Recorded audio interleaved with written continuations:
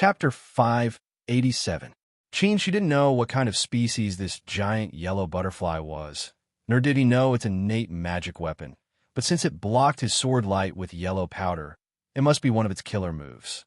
At this moment, he had already thought of a countermeasure. With a wave of his hand, the sword light flew back into his sleeve. When the giant yellow butterfly flew over, he had already disappeared. Die stopped, her mouth opening and closing as she asked Jinghu, "What's going on?" Jinghu also didn't know, but another beast cultivator shouted, "Elder Dai, this person can use the power of the formation at will." The two antennae on Die's head swayed and sprinkled yellow powder. This powder surrounded the team, forming a protective layer. After doing this, it flashed back to the team and changed back to its human form. It said, "Elder Jing, defense isn't my strong point. I'll have to trouble you." Jinghu waved his huge whale tail and said, "Don't worry." The blowhole on its head suddenly sprayed out a monstrous water column, which turned into water droplets floating in the air. These water droplets temporarily isolated the surrounding ice spikes and sparks, giving the beast cultivators space to rest. Moreover, as soon as she came out, these water droplets would warn him. "Greetings, elders." Once they were free, the beast cultivators saluted respectfully. No need to be so polite. Jinghu opened his mouth full of sharp teeth, glanced at them, and said in a heavy voice, "Where are the other demons?" A 9th-rank demon cultivator stepped out and said with a trembling voice, "Elder Jing, 6 of them are confirmed to have perished, and 3 of them are missing." Die frowned and said coldly, 26 beast cultivators entered the formation, and now only 17 are left. You're really something." Although she didn't curse, her displeasure was clearly conveyed, and the beast cultivators were even more fearful. Beast cultivators paid more attention to seniority than human cultivators, and there was a huge difference between 9th rank and 10th rank. 8th rank beast cultivators were everywhere in the South Sea, and 9th rank beast cultivators weren't too rare, but 10th rank beast cultivators were rare. Jinghu said, "This formation is indeed something. We can't blame them." Jinghu's understanding made these 8th and 9th rank beast cultivators feel grateful. One of the 9th rank beast cultivators mustered up his courage and reported, "Elder Jing, we've searched, but there's nothing special about the array. Please guide us, Elder Jing." "Really?" Jinghu said, "The attainments of human cultivators and formations are much higher than us Yao cultivators. The so-called special objects don't necessarily have to be incompatible with the surrounding environment, but rather they have to be objects with special energy." "Yes," the 9th stage demon cultivator replied respectfully. "Please advise me, Elder Jing." Jinghu knew that without a certain level of attainment in array formations, it would be difficult to find the eye of the array. Therefore, he did not blame these demon cultivators too harshly. It swung its tail and looked up at the world. The attainments of human cultivators and formations were beyond their imagination. Their mountain guarding formation could almost create a small world, which had its own rules of heaven and earth and its own circulation of spiritual qi. If they only treated it as an illusion, they would die miserably. Jinghu scanned the world one by one. The land above him had mountains, plains, deserts, and oceans. Except for the fact that there were no living creatures, it was almost a perfect world. The sky beneath his feet was vast and boundless, as if there was only the sun. The sun? Jinghu's eyes lit up, and an extremely fine stream of water sprayed out from the blowhole, pouring towards the sun. When it got close to the sun, the stream of water quickly dried up and disappeared into the air. This seemingly useless action caused Jinghu's eyes to light up.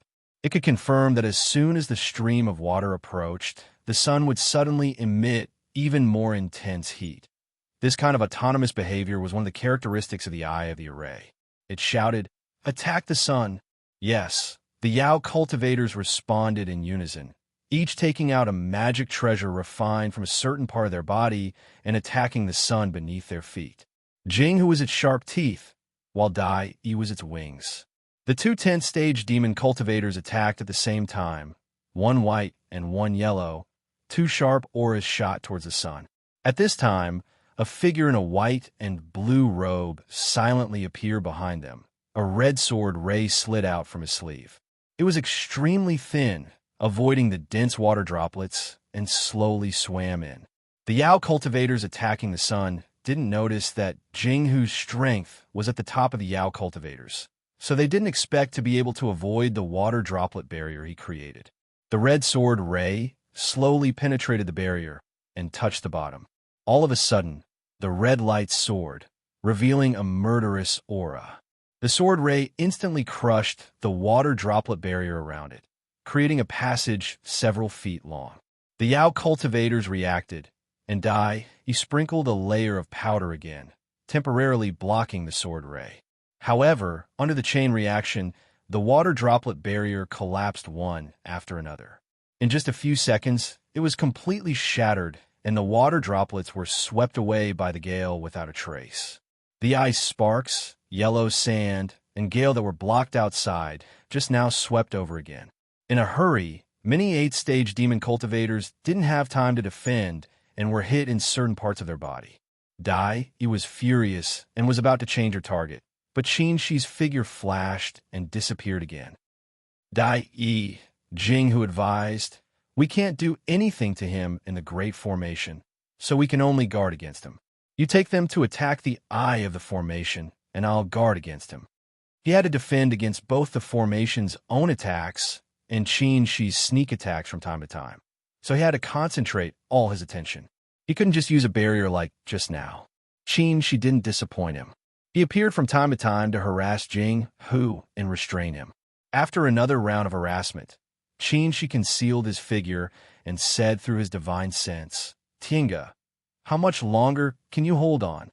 Any formation was formed by the energy provided by spirit stones, and spirit stones had a limit.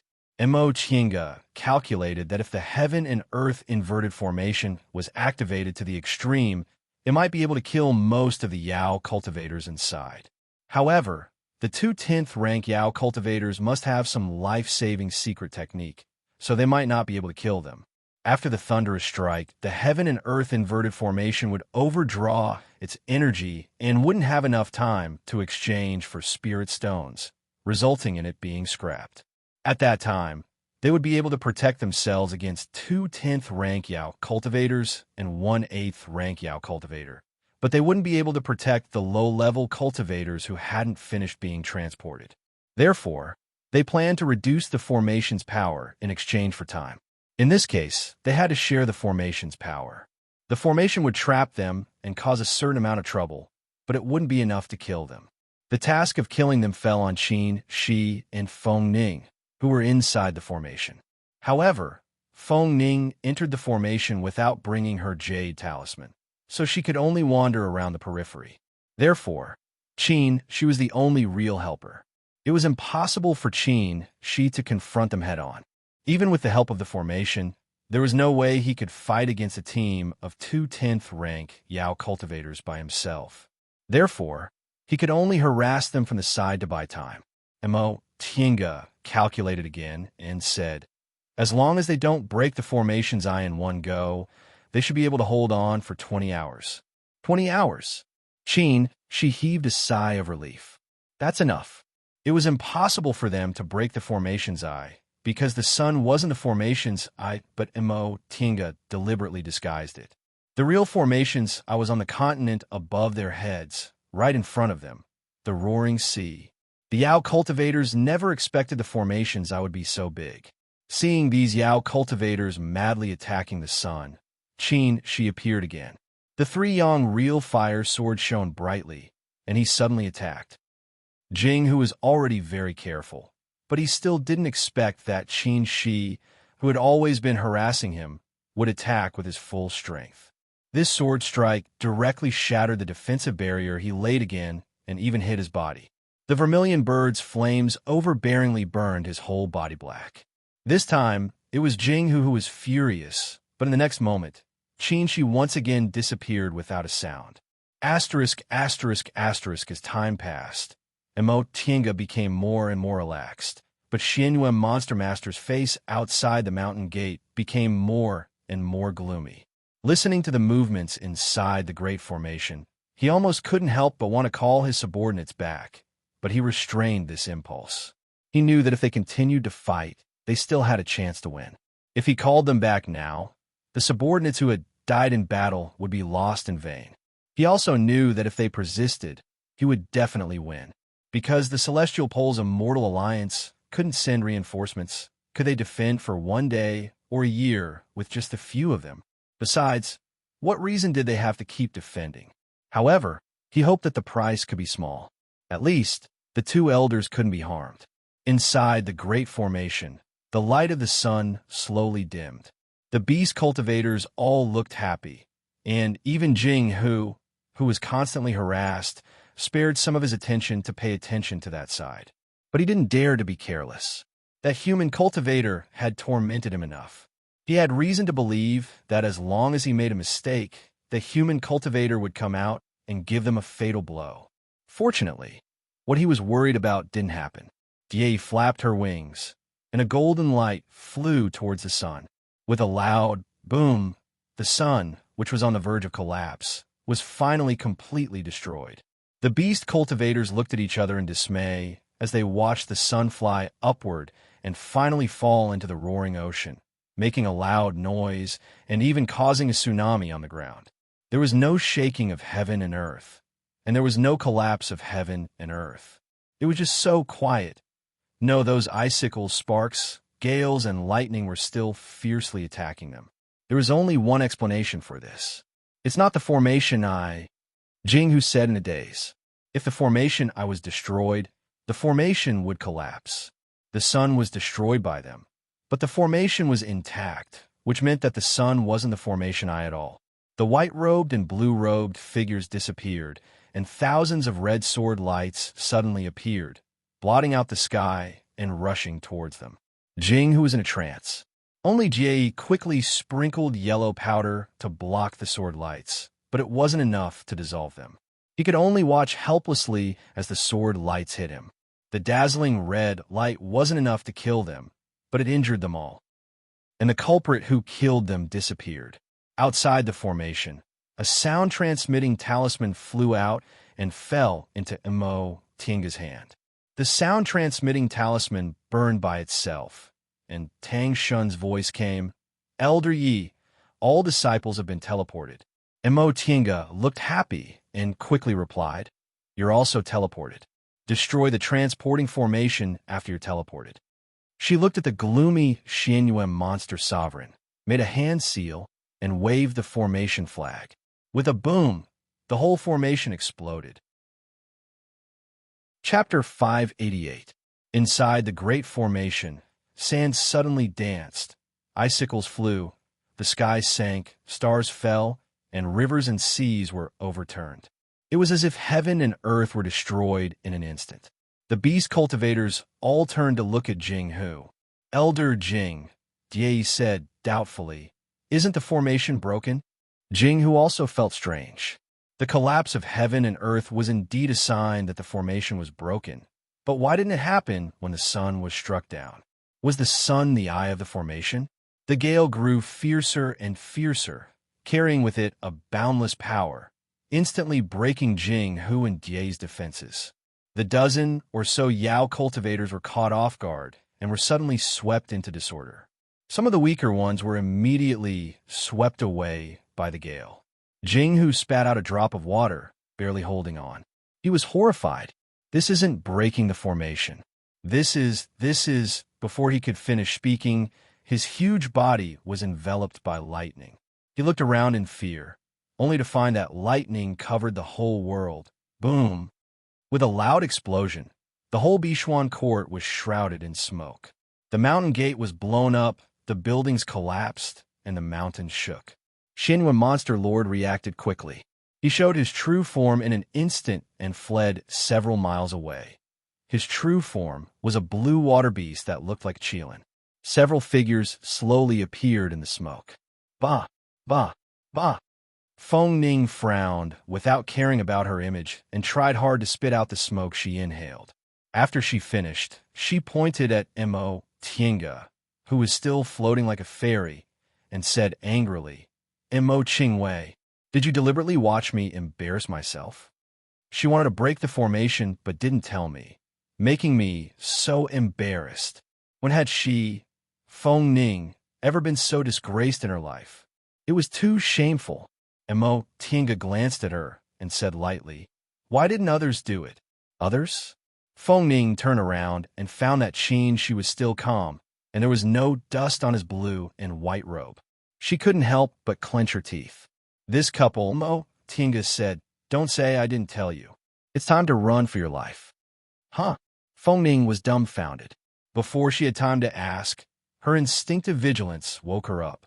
28 beast cultivators entered the formation, and 5 survived. 2 were in the 10th rank, and 3 were in the 9th rank. Including Xianyue Monster Lord, there were 6 in total. As for them, there were only 3 of them. One of them was in the middle stage of the nascent soul realm, while the other 2 were in the early stage. Although none of them could be regarded as ordinary nascent soul cultivators, their opponents were not ordinary Yao cultivators either. They were the elites of the South Sea. This was the only way to escape. Feng Ning waved his belt, and the Chinese harp appeared in his hand. His 5 fingers plucked the harp quickly, and the music suddenly sounded. The sound wave turned into a dazzling light and rushed towards Black Moon Demon Lord. Then, a talisman appeared in her hand out of thin air and ignited. She was surrounded by white light. Before anyone could react, she escaped in an instant. She ran really fast. Mo Tinga curled her lips as she watched Feng Ning's flight light disappear. Since the Luan and Phoenix immortal couple was willing to let their precious daughter participate in the battle between the demonic cultivators, they were naturally fully prepared. It was not surprising that they could successfully escape under the watchful eyes of the 10th-tier demonic cultivators. Actually, they wished for nothing more than for Feng Ning to escape. In that case, they would have nothing to worry about. She shifted his gaze and gave her a meaningful glance. Mo Tinga nodded lightly. Prince Xianyue. Mo Tinga smiled and looked at Black Moon Demon Lord, who had an unsightly expression not far away. "It's fine to give the Eastern Sea to you, but you have to pay a price, don't you?" Black Moon Demon Lord clenched his teeth, but didn't say a word. Out of the 28 demonic cultivators, 3 9th-ranked demonic cultivators and 28th-ranked demonic cultivators died. How big of a loss was this? Although these demonic cultivators weren't enough for the South Sea, they would certainly be used by the eldest prince to attack him. He originally thought losing half of them would be enough. Die, who was flapping her wings, snorted coldly. "What's the use of saying this nonsense? You might as well leave your lives here." Die danced lightly, sprinkling yellow powder that suddenly turned into sharp thorns that blotted out the sky and covered the earth. "Go!" She shouted in a low voice as the 3 Yang real fire swords formed a sword formation. The golden thunder shot out, forming a vast thunder net that blocked the 6 demonic cultivators. Then, the 2 of them didn't linger on the fight and flew towards Demonic Mountain on their flight light. However, the 10th-ranked demonic cultivators weren't that easy to fool. Jinghu's huge body appeared in front of them with a series of afterimages, as if he was weightless. Then came Die. The 2 10th-ranked demonic cultivators firmly blocked their way. "Your Excellency, do you think it's that easy to get away?" Black Moon Demon Lord and the other 3 9th-ranked demonic cultivators happened to surround them. Mo Tinga and she looked at each other. Without giving each other a look, the red sword light swept towards Black Moon Demon Lord. While the other demonic cultivators were trying to rescue them, they escaped to the sea surface. Jinghu was still using his unique escape technique, but Mo Tinga threw something at him. With a loud bang, Jinghu, who was caught off guard, was frozen. It was the thunder bead Jing Xingji gave her, which could be used at this moment. Jinghu was powerful, so the thunder bead could only block him for a short time. But it was enough. Mo Tinga waved her Fuxing sword and left a wound on him. Then she escaped without hesitation. Elder Jing. Black Moon Demon Lord was shocked and hurriedly rushed forward. Jinghu's injury was very light, but when he blocked Black Moon Demon Lord, Mo Tinga and she had already escaped far away. Second Prince. Jing, who turned into his human form, and sighed as he watched them disappear.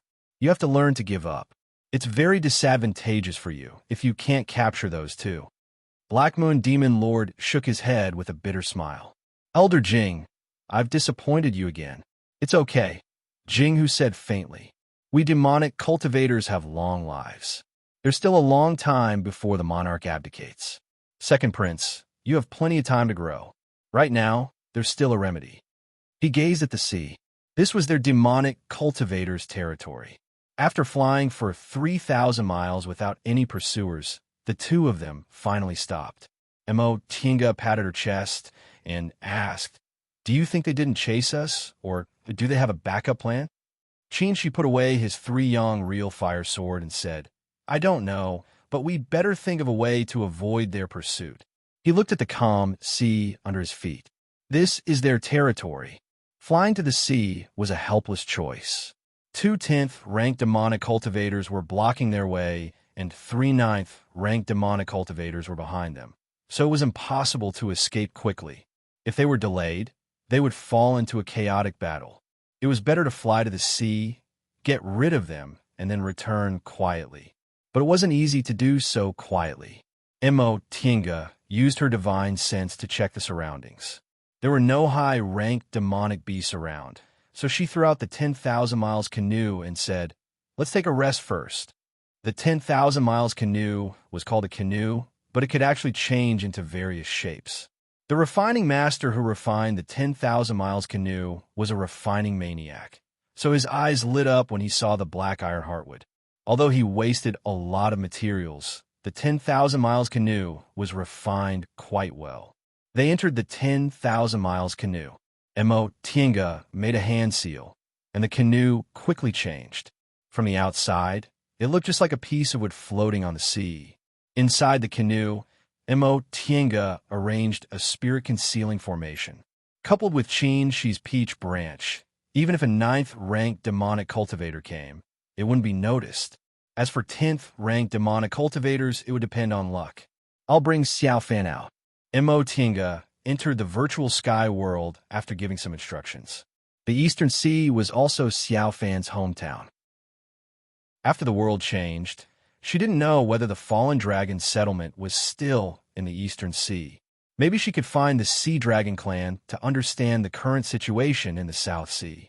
Unexpectedly, as soon as she entered the virtual sky world, she saw the whole virtual sky world was covered in a layer of red light.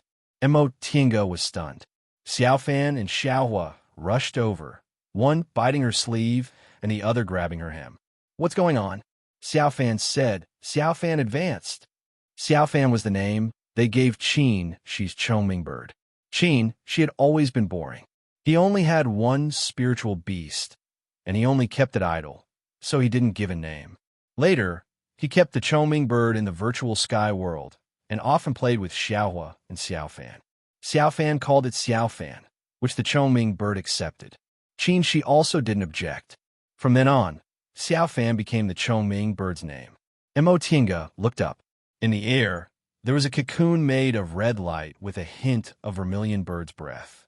The red light illuminated the whole virtual sky world, making it look like the setting sun, covered with a layer of red.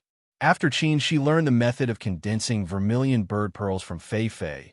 He often condensed 1 or 2 pearls and fed them to Xiao Fan and Xiaohua, so they also carried vermilion bird's breath on them. After confirming it was the Chongming bird advancing, Mo Tinga touched the space between her eyebrows and left the virtual sky world. What's wrong? She took out the map and looked at her in surprise. She only went in for a few breaths and didn't bring Xiao Fan out. How did she come out? Mo Tinga took his hand and said, let's talk inside. After entering the virtual sky world, she was stunned to see the red color on the ground. Then he looked happy. The Chongming bird advanced. Yes, Mo Tinga pointed at the cocoon made of red light in the sky. Look, it'll probably break out of the cocoon soon. She looked at the red cocoon in the sky and said, the Chongming bird is in the 8th rank, so it can transform. We have to prepare for the transformation heavenly tribulation. Deification cultivators and beast cultivators had to go through heavenly tribulation when they transformed. The Choming bird was in the 8th rank, so it was fine inside the virtual sky world. Once it left the virtual sky world, it would face heavenly tribulation. Only when it successfully passed the heavenly tribulation could it become a real beast cultivator and gain spiritual intelligence. The two of them got busy. Xiaohua and Xiaofan squatted outside the door and looked at the Choming bird in the sky. Xiaohua, what do you think Xiaofan looks like? Xiaofan asked. Xiaohua squatted on its hind legs and raised its head to call twice. Xiaofan understood the demonic beast language, but it shook its head and said, "No, it must be a beautiful sister." Xiaohua called twice again as if it was protesting. "It must be a beautiful sister," Xiaofan said angrily. Xiaohua called again. "Okay, if you don't believe me, we'll wait and see." Asterisk, asterisk, asterisk. Do you remember the heavenly tribulation of the 3 beast cultivators in the Sea of Returning Ruins last time? Qin Shi asked while preparing spiritual plants to concoct medicinal pills. Mo Tiange flipped through the books in the bookcase, looking for information about the transformation heavenly tribulation. She answered, "No, we were in the heavenly tribulation last time. How could we remember to read other people's heavenly tribulations?" She put the book in her hand back and sighed. If only Fei Fei was here. It would know what to do. Since there were so many Fei Feis to deal with, she let Fei Fei go back to Kunwu with Tang Shun and the others. Qin Shi looked up at her. It's not good to always rely on it. Mo Tiange was stunned and thought about it carefully. Ever since Fei Fei gained spiritual intelligence, it had become a habit for her to ask Fei Fei if she couldn't make a decision. This was indeed not good. Although Fei Fei was her spiritual beast, it didn't belong to her. It would have its own path sooner or later. I see. She nodded. In fact, even if she didn't know what the transformation heavenly tribulation was about, it didn't matter. She herself had experienced a heavenly tribulation. Even if the 2 kinds of heavenly tribulations were different, there shouldn't be much difference, so she just had to do it. With this thought in mind, she threw the book away and said, "Then I'll prepare a defensive formation." "Okay." Qin Shi nodded with a smile. Chapter 589. Beast cultivators took much less time to transform than human cultivators. Ordinary cultivators spent 3 to 5 years in closed-door meditation to form their nascent soul, and some even took more than 10 years. Beast cultivators, on the other hand, had a lot of time to accumulate, but the time it took for them to advance was very short. Therefore, in just half a month, the bright bird successfully advanced. In the air of the virtual sky world, the cocoon formed by the red light suddenly shone brightly. Xiaohua, who was crouching listlessly in front of the door, was startled, and Xiaofan jumped out of the stream with a splash. The red light became brighter and brighter, so dazzling that people couldn't open their eyes. With a soft pop, the red light shell split open and a slender white hand stretched out. Then, the hand grabbed the red light, tore it apart with all its might, and stuffed it into its mouth. Crunch, crunch, crunch. After it finished eating, it elegantly wiped its mouth, landed from the sky, and walked to them step by step. Xiao Feng greets master. Xiao Feng bowed in an impeccable manner and said in a soft voice. Mo Tiange was dumbfounded. She knew Xiaofeng was a female bird, so when it transformed into a human, it must be a woman, but she didn't expect it to look like this. Its female appearance was about 25 or 26 years old, with white skin, red lips, a charming posture, mysterious double pupils, and a mature and enchanting aura. This didn't match Qin Shi at all. It was really strange. Previously, the bright bird's temperament was very similar to Qin Shi's. Even when it played with Xiaofan and Xiaohua, it was still very arrogant. How could it transform into a human like this? Did they recognize the wrong bird? Qin Shi also frowned, but he and the bright bird had a spiritual beast contract, so he definitely recognized it. Beautiful sister, it's beautiful sister. Xiaofan was the first to shout. Xiaohua snorted, muttered a few words in beast language, and turned its head. Mo Tinga saw Xiaofeng, who was smiling gently and enchanting a moment ago, suddenly had a fierce look in her eyes. She turned her head and waved her red sleeve. An overbearing vermilion bird's flame rushed out and swept Xiaohua 10 feet away. Xiaohua was dizzy from the fall. It turned its head and met Xiaofeng's eyes. It shivered and lowered its head. Xiaofeng smiled with satisfaction. The vermilion bird's flame reappeared and rolled Xiaohua back into her hand. She gently stroked Xiaohua's fur and said, "Be good. Big sister will naturally treat you well. Understand?" Xiaohua curled up in his arms and made a sound of grievance. Xiaofeng tossed Xiaohua aside and smiled charmingly again. "Greetings, master." Qin, she cleared his throat and said, "Get ready. We're going out to cross the transformation tribulation." "Yes, master." Tinga stared at Xiaofeng, who had subdued Xiaohua, and asked, "Why does Xiaofeng look like this?" Qin, she shrugged and said, "How would I know? You are its master, and you don't know?" Qin, she said, "Xiaofeng isn't like Xiaofan and the others. Before it transformed, its spiritual intelligence wasn't high, so it didn't communicate much with me. Besides, I'm either in seclusion or outside. I often leave it in the Spirit Beast Institute, and the days we spend together can be counted on one hand." Although the bright bird was also a unique species from the distant past era, he only fed at ordinary spiritual beast pills and didn't have a place like the virtual sky world to raise it, so its spiritual intelligence was only ordinary. In addition, he didn't have much contact with them, so naturally, he didn't know. From this point of view, he really wasn't a qualified master. Of course, Tinga wasn't qualified to criticize him. She herself was almost the same. It was just that she had the virtual sky world, so they spent more time together, and the medicinal pills she ate were of a higher level. Tinga looked outside. Xiaofeng was playing with Xiaohua and Xiaofan. Although it was a bit fierce, it was very patient. She just didn't know whether it would submit or not. Thinking of this, a thought emerged in her mind. If Fei came back, between it and Xiaofeng, who would subdue whom? Qin, she finished concocting medicinal pills and was refining some simple magic weapons to resist the heavenly tribulation. Tinga was lost in thought for a while and suddenly said, "Do you think I can subdue the heavenly thunder?" Qin, she paused and looked up. "What do you mean?" She stretched out her hand and released a ball of golden thunder. "Look, isn't this also the heavenly tribulation thunder?"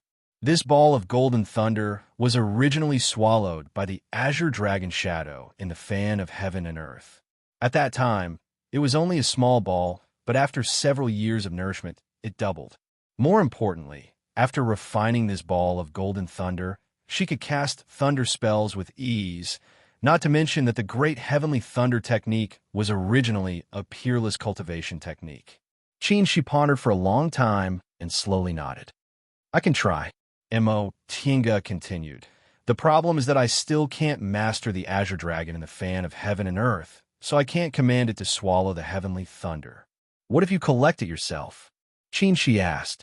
Tinga thought for a while and said, "I can't bear the heavenly thunder by myself, unless it's weakened to a certain extent. Last time, the azure dragon could swallow the heavenly thunder. It was also because a lot of the heavenly thunder had been dispersed by them. Otherwise, the fan would have been destroyed and the azure dragon would have died instead of being swallowed." "That's easy," Qin, she said. "I'll disperse the heavenly thunder, then you can collect it." And the two of them discussed for a while about how to collect the heavenly thunder. They had to pay special attention to one thing. If the power of the heavenly tribulation was comparable to the nascent soul heavenly tribulation last time, they could only prioritize saving their own lives and forget about collecting the heavenly thunder. However, this was unlikely.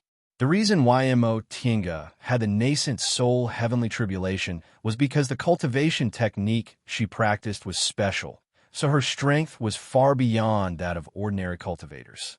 As for Little Phoenix, it had always been no different from ordinary spiritual beasts. It just absorbed a small amount of Qin, Shi's vermilion bird's breath when it advanced. In addition, this was the Eastern Sea, which was only a few thousand miles away from Bishuan Court. It was best to find a safe place first before going out to face the tribulation. After deciding, the two of them returned to the 10,000 miles canoe. After traveling east for several days, they finally found a secluded place and stopped. There was an island there with a circumference of several miles. There were no spirit veins and very few demonic beasts. She examined it carefully, then said, "Let's do it here. There aren't any high-level sea beasts nearby." Tinga didn't have any objections. She pulled the 10,000 miles canoe ashore, and the two of them went on the island. They put away the 10,000 miles canoe and started to prepare. She cleared all the dense vegetation on the island, leaving only bare ground. Then Tinga started to lay a formation. She couldn't lay a great mountain-protecting formation like the heaven and earth reversing formation. All great mountain-protecting formations needed the support of spirit veins. Without spirit veins, there wouldn't be a great mountain-protecting formation. However, she could lay a simplified version. Although its power wouldn't be as great as the original version, it would be much stronger than ordinary formations. Tinga thought for a moment, then laid a defense formation in the center of the island. She then laid a yin-yang life-taking formation on the periphery, covering the whole island. Done. 2 days later, she stood up and clapped her hands. Even if its power is similar to my nascent soul heavenly tribulation, it won't be a problem for us to survive. Shi, who was meditating next to her, opened his eyes. Let's take a rest first. We'll call Little Phoenix out to face the tribulation later. Tinga nodded. She meditated for a long time, slowly adjusting her breath until she returned to her peak state. Half a day later, she entered the virtual sky world and called the 3 spiritual beasts. Little Phoenix, come with us to face the tribulation. Xiaofan, be good and stay here. Xiaowa's eyes widened. It grabbed her sleeve and cried. Tinga patted its head and said, Little Phoenix's transformation tribulation isn't over yet, so it's time to go out and face the tribulation. You and Xiaofan's levels are too low, so it'll be dangerous if you go out. I'll let you go out and play after the heavenly tribulation is over, okay? Xiaowa whimpered and listlessly let go of her sleeve. Tinga patted it a few times to comfort it, then took Little Phoenix out of the virtual sky world. As soon as she went out, she took out a puppet and threw it aside. She also threw a jade plate. The jade plate left her hand and floated in the air.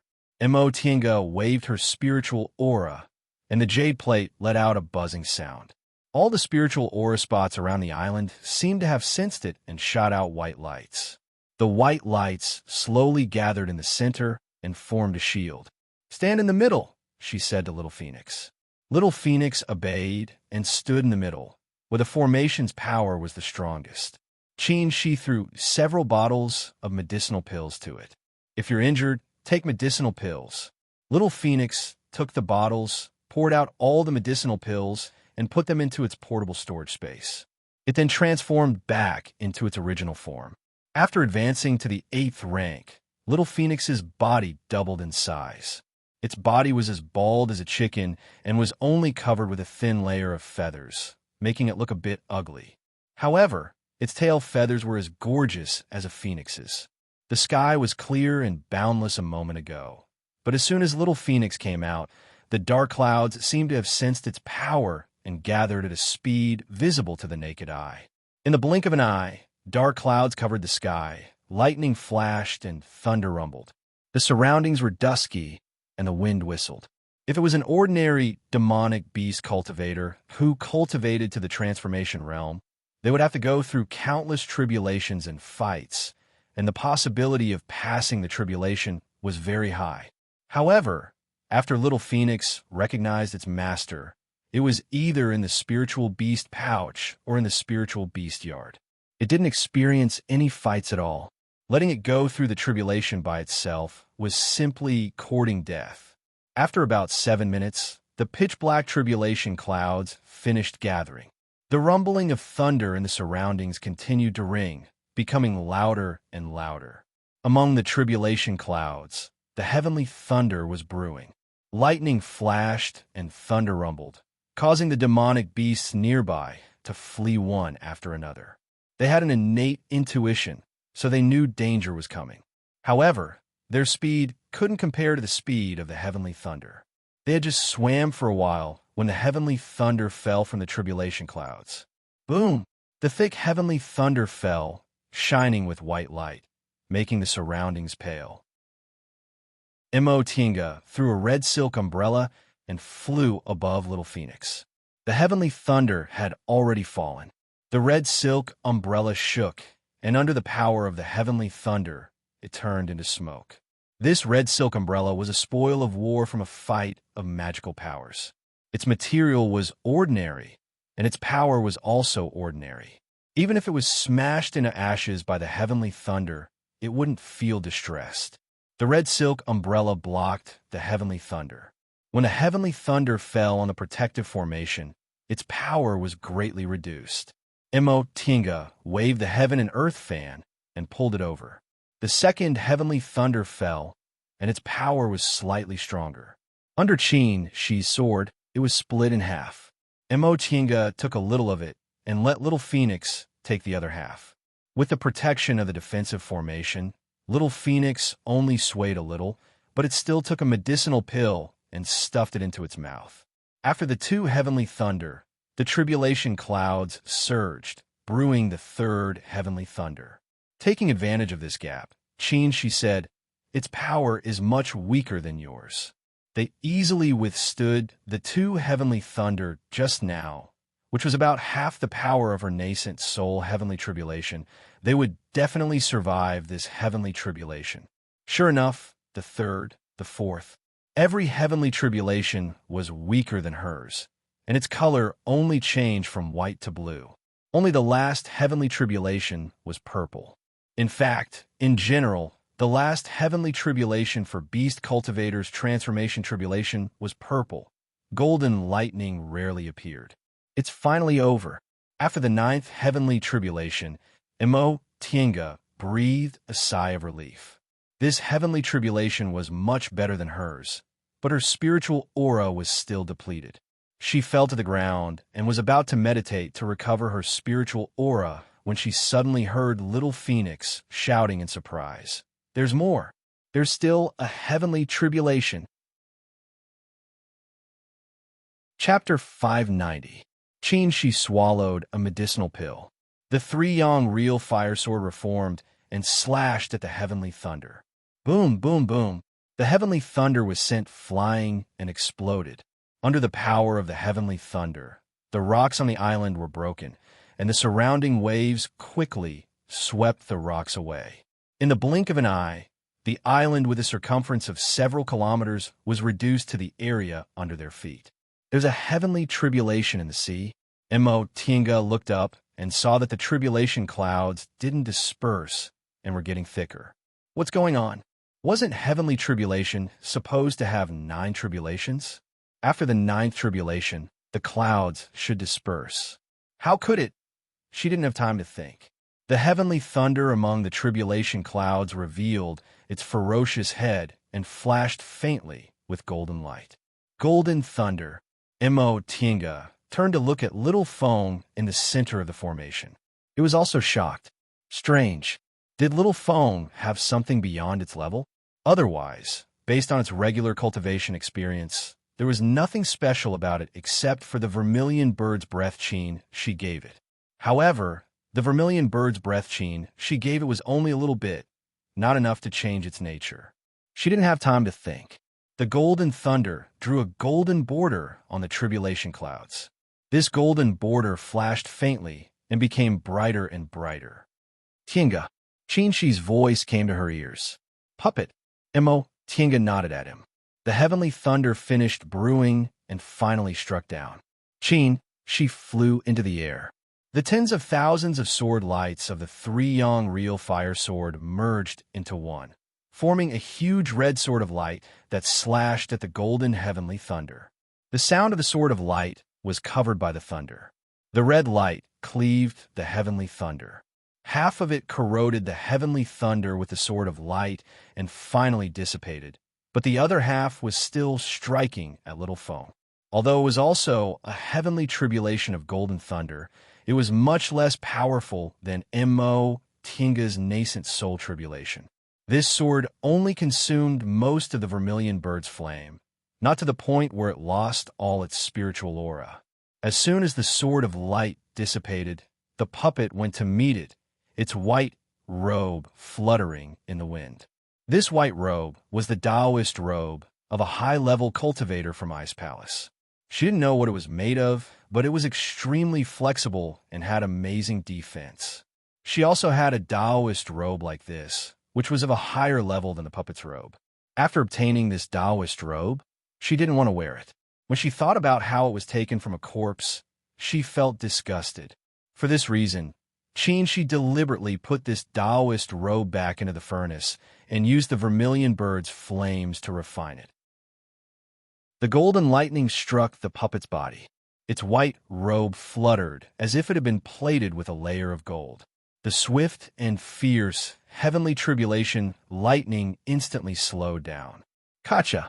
The puppet landed lightly on the ground. In the end, it was a heavenly tribulation. She could scatter it, but the puppet couldn't bear it. However, with the puppet's interference, the lightning became much weaker. She didn't use the heaven and earth fan, but rather the Fushing sword. She operated the great heavenly thunder spell, and the golden thunder on the Fushing sword flickered and spat out indeterminately as she faced the heavenly thunder. The moment it came into contact with the Fushing sword, the heavenly lightning seemed to be attracted to it. It pounced on the sword and stopped. She was stunned. The heavenly lightning continued to pour into the Fushing sword. Mo Tinga clenched her teeth and firmly grasped the sword. Little Phoenix stared blankly at the center of the array. Its transformation, heavenly tribulation, seemed to have nothing to do with it. The number of lightning bolts on the Fushing sword increased until the entire sword turned into a ball of lightning. However, the lightning still didn't stop. The waves were monstrous and rushed towards them. Unfortunately, an array had already been set up here. When the waves crashed into the array, they only struggled for a moment before disappearing. The Fushing sword absorbed the thunder, and the three-yong real fire sword slashed horizontally. Only less than 1/10 of the heavenly thunder was left, and Little Foam had to bear it. Even so, Little Phoenix did not dare to be careless. With a clear cry, a bloody mist appeared around her, and her entire body was bathed in flames. These flames were not pure vermilion bird flames. However, the bright bird's bloodline was noble, and the vermilion bird's flames had been purified. Now, the level of these flames was extremely high, and they could even contend against the heavenly lightning. Little Foam did not dodge the lightning. The flames on her body burned even more intensely. The fire and lightning fought against each other, devouring each other and blending together. Mo Tinga put away the Fushing sword, and the puppet then looked at Little Phoenix. Under the heavenly thunder, its flames were gradually extinguished, and it was slowly engulfed by the lightning. Just as she was about to step forward, she blocked her and shook his head. "It's nothing." Amidst the lightning, the flames were faintly discernible, but they never went out. Little Foam finally fell. Outside the flames, lightning flashed. In the sky, the dark clouds suddenly disappeared, and the moon was clear. The heavenly tribulation came and went quickly.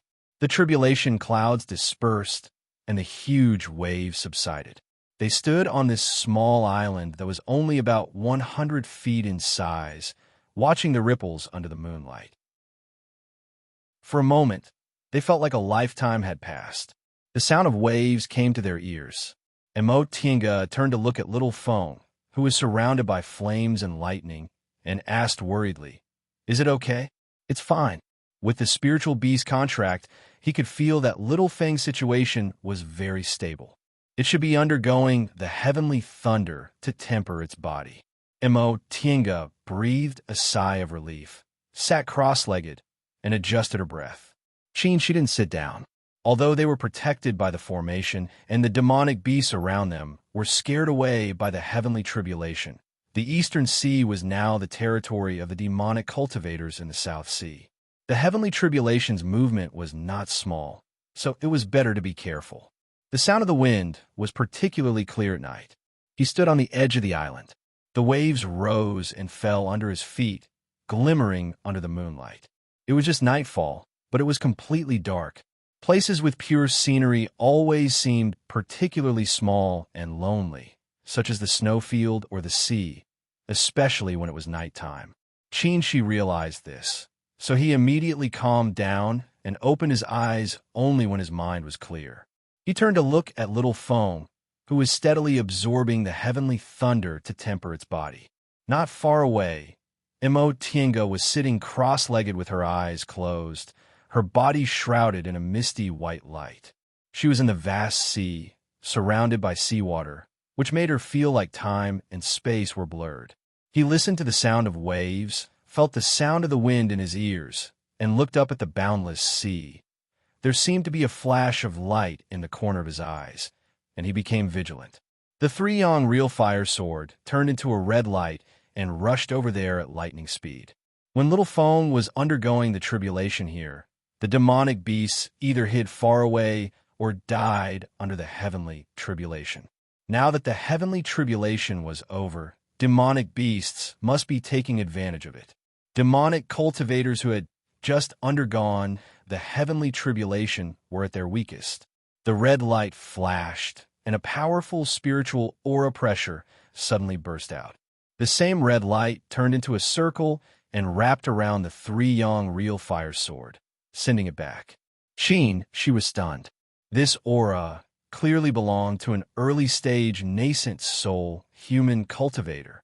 That person was about to escape, but she shook his arm, and the three-yong real fire sword came out again. This time, it was full of power. The three-yong real fire sword arrived. Under the light of the vermilion bird's flames, a frightened face was reflected. She was surprised when he vaguely saw the person's appearance. He used his spiritual aura and withdrew the three-yong real fire sword. Imo Tienga finished adjusting her breath, opened her eyes, and stood up. She asked curiously, "What's going on?" She didn't answer. He looked at the place where the cultivator was hiding and said loudly, "Fairy Feng, please come and have a chat." That person didn't move for a long time, so she said again in a deep voice, "Fairy, we're fated to meet here. Why don't we meet calmly?" Under the moonlight, ripples appeared on the seashore. A person on a red lotus flew over. This person was Tiandao Sek's Fairy Feng.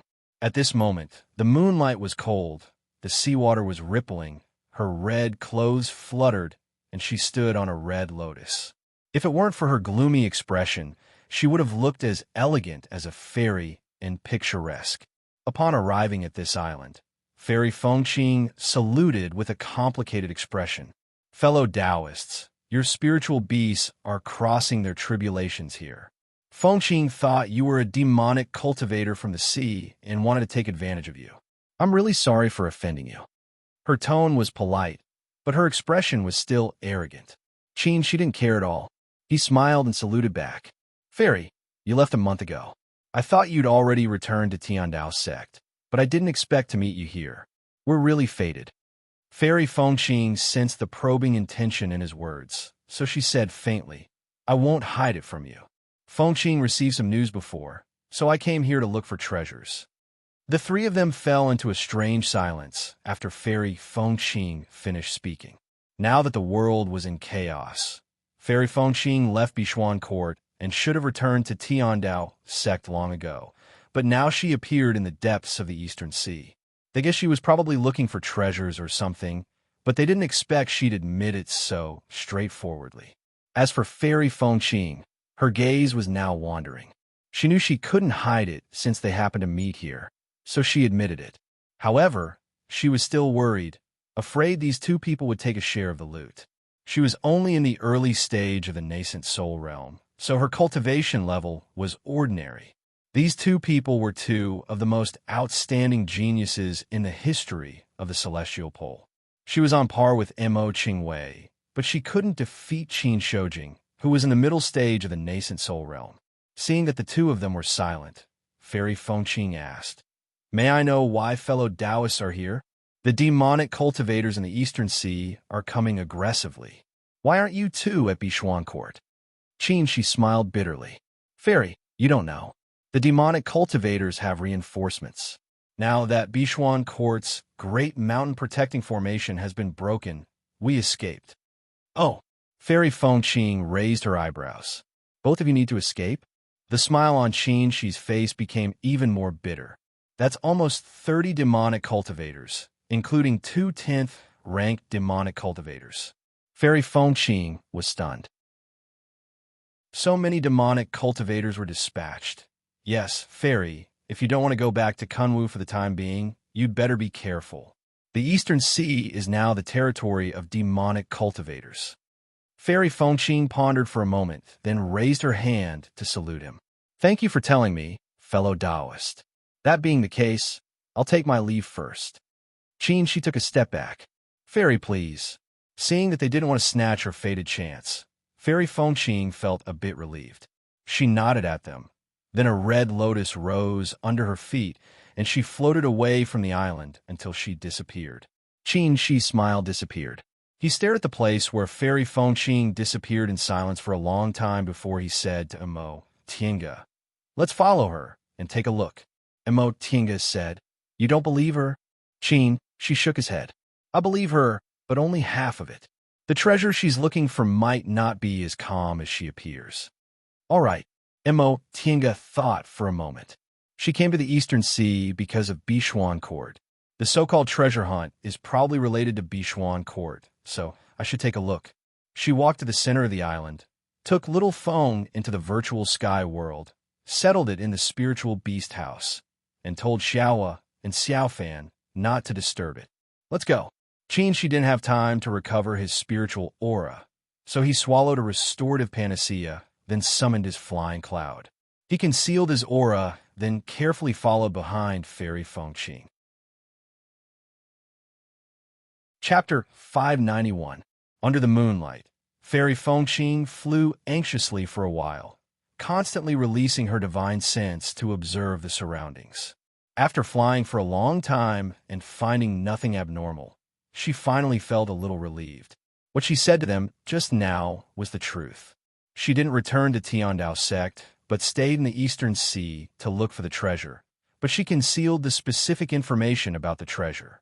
She was very glad that Qin Shoujing didn't get to the bottom of it. Otherwise, she really didn't know how to hide it. She couldn't lose this treasure.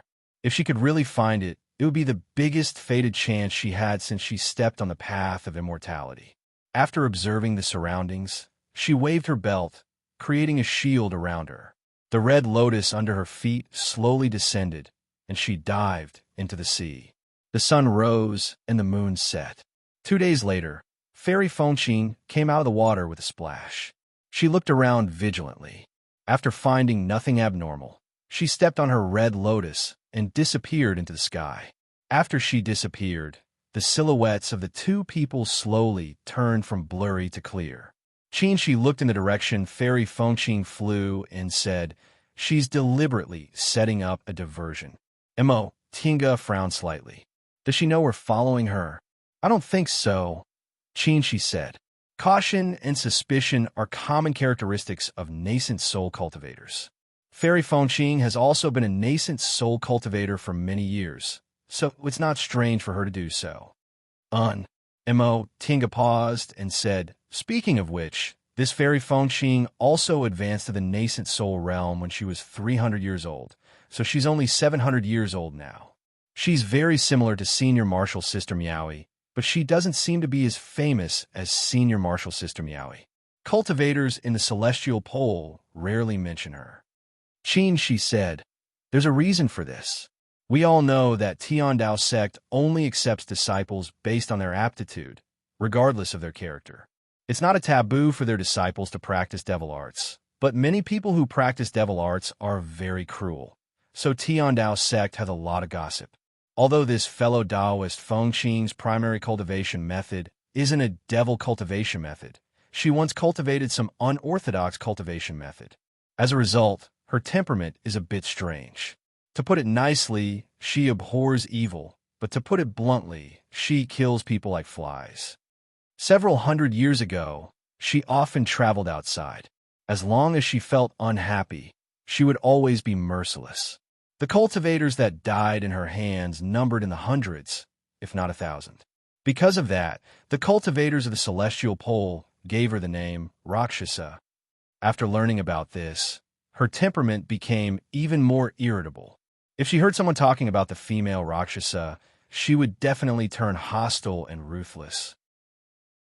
From then on, no one dared to talk about her. As time passed, the matters of the past were also forgotten. After I formed my gold core, I didn't hear anything about her traveling outside. All these years, she's been painstakingly cultivating inside the sect. Outsiders only know Fairy Fengqing's name, but they don't know the truth. Upon hearing that, Emo Tinga frowned and said, "Master often said that on the path to the great Tao, one's disposition comes first. Why is it that I often see cultivators who don't cultivate their disposition?" This Fengqing fairy was actually able to cultivate to the nascent soul stage. Qin, she shook his head. "You misunderstood. It's not that they don't cultivate their minds." "What do you mean?" Emo Tinga was confused. Qin, she stared at her and asked, "Do you remember Professor Han from Yinzhou?" Professor Han was naturally Han Shizhi from Yu Mountain Academy. Emo Tinga nodded. "I remember. Why are you talking about him?" "Qin," she said, "you should know that although Professor Han's cultivation level isn't obvious, he has a unique understanding of scriptures. He's only in the core formation realm, but he can become a professor precisely because he's unconventional and talented." He paused for a moment. When he saw Emo Tinga nod, he continued to say, "In our opinion, he's ruthless and selfish. He doesn't restrain his desires and doesn't cultivate his disposition, but he can create his own mental cultivation technique. Do you know why?" Emo Tinga said slowly, "I've also thought about this question, but I haven't figured it out yet." Qin, she smiled and said slowly, "What I think is that he found his own Tao." Emo Tinga was stunned. She raised her head and stared at him. Since he can create his own mental cultivation technique, it means he already understands the scriptures and has his own understanding. Since he has his own understanding, but he doesn't practice the cultivation techniques of his predecessors, it's clear that he doesn't use the predecessors' Tao as his Tao. He found his own Tao. Emo Tinga listened and pondered silently. Over the past 100 years, she had traveled to many places and met many people, but none of them could make her as puzzled as Han Shizhi. As Qin, she said, Han Shizhi was ruthless and stubborn. The so-called cultivation of disposition was nonsense to him. To put it bluntly, he wasn't a good person. However, such a bad person was a genius Confucian cultivator. He was only in the core formation realm, but he already became a professor at Yu Mountain Academy.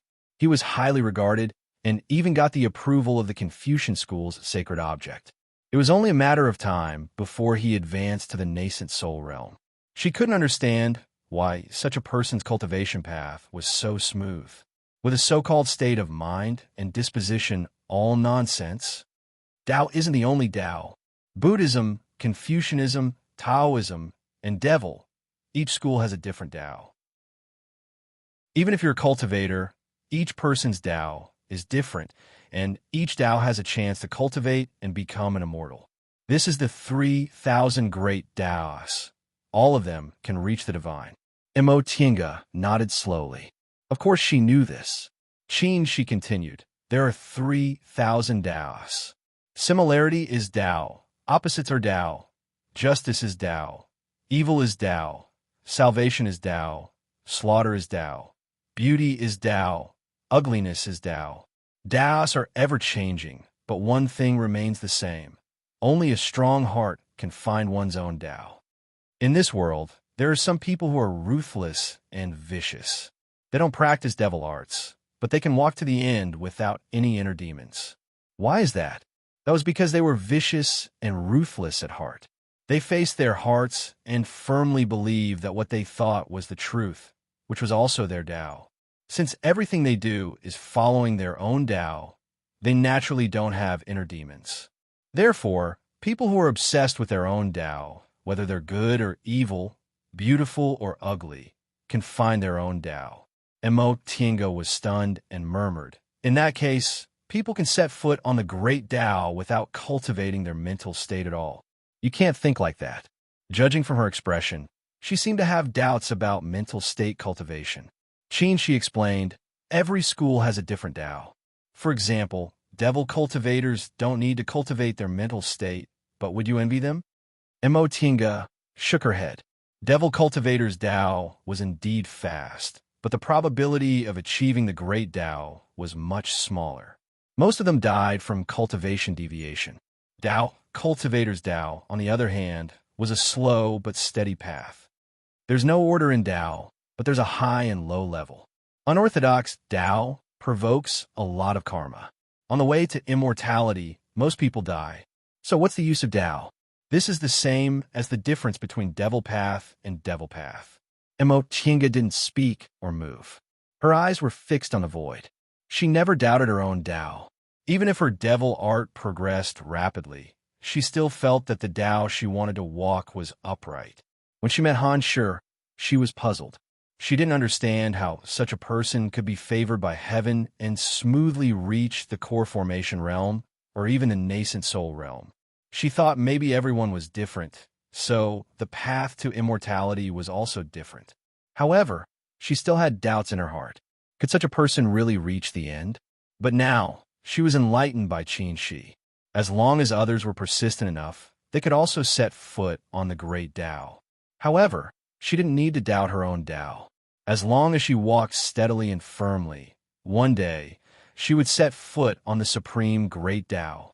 When Qin Shi saw her raise her head and look resolute, he knew she'd thought it through. He smiled and said, "Let's quickly follow her. If we don't, she'll slip away." Mo Tiange nodded and returned to smile. The two of them rode their flight lights and chased after the place where Fairy Fengqing disappeared. Fairy Fengqing had been very cautious. She hid in the water for 2 days and wandered on the surface of the sea.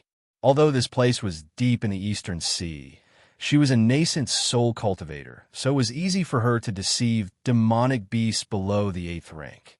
Mo Tiange and Qin Shi also followed behind her aimlessly.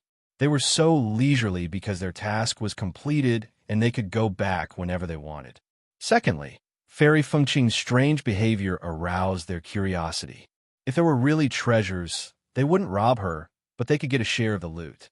After wandering in the Eastern Sea for 3 days, Fairy Fengqing finally stopped on a small island. She summoned a thatched hut and entered it. Mo Tiange and Qin Shi found a place around the island, used peach branches to hide their tracks, and hid inside the 10,000 miles lone boat. There was no movement on the first day, and there was still no movement on the second day.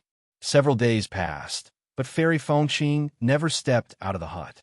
They also felt the breath inside the hut was stable. She didn't leave quietly or do anything special.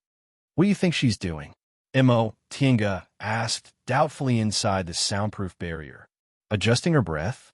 She hasn't done anything these past few days, so she's in good condition. Cultivating? If that's the case, she's too free to hide in the uninhabited Eastern Sea to cultivate. Maybe she's studying some clues," Qin Shi said. "She probably got this information when she arrived at Bishuan Court. She probably can't understand it in such a short time. How long will this research take?" Mo Tiange had a headache. 3 to 5 days is fine, but what about a month or 2? In any case, we have nothing to do. We can wait, even if it's a year or 2. Qin Shi was very calm. They'd already sent the disciples of the Immortal Alliance back to Kunwu, so they could go back anytime. If they went back later, they could take fewer tasks. All right, Mo Tiange thought about it. It didn't matter if they didn't go back for the time being. Although they were a bit short on manpower, it wasn't to the point where they couldn't do without the two of them. Xianxing School's Great Mountain Protecting Formation was fully activated, so it was very safe. Her master and several senior martial brothers and sisters were also not in danger. Fairy Fengqing didn't move, but little Feng woke up first. After going through the transformation, heavenly tribulation, and being reshaped by heavenly thunder, the spiritual aura all over its body was condensed, and its spiritual aura pressure was heavy. The trace of vermilion bird's breath became purer and guarded its dantian. She entered the virtual sky world to test his moves with it and was very satisfied. Now, Little Fang's strength was equivalent to that of a nascent soul cultivator, so he could take out a fight. In addition to himself, they also had a nascent soul puppet and an 8th rank Brightbird. Even if they encountered a cultivator in the late nascent soul stage, they could still fight. Chapter 592. What's she waiting for? Tinga sat cross-legged in the cultivation room, meditating with her eyes closed.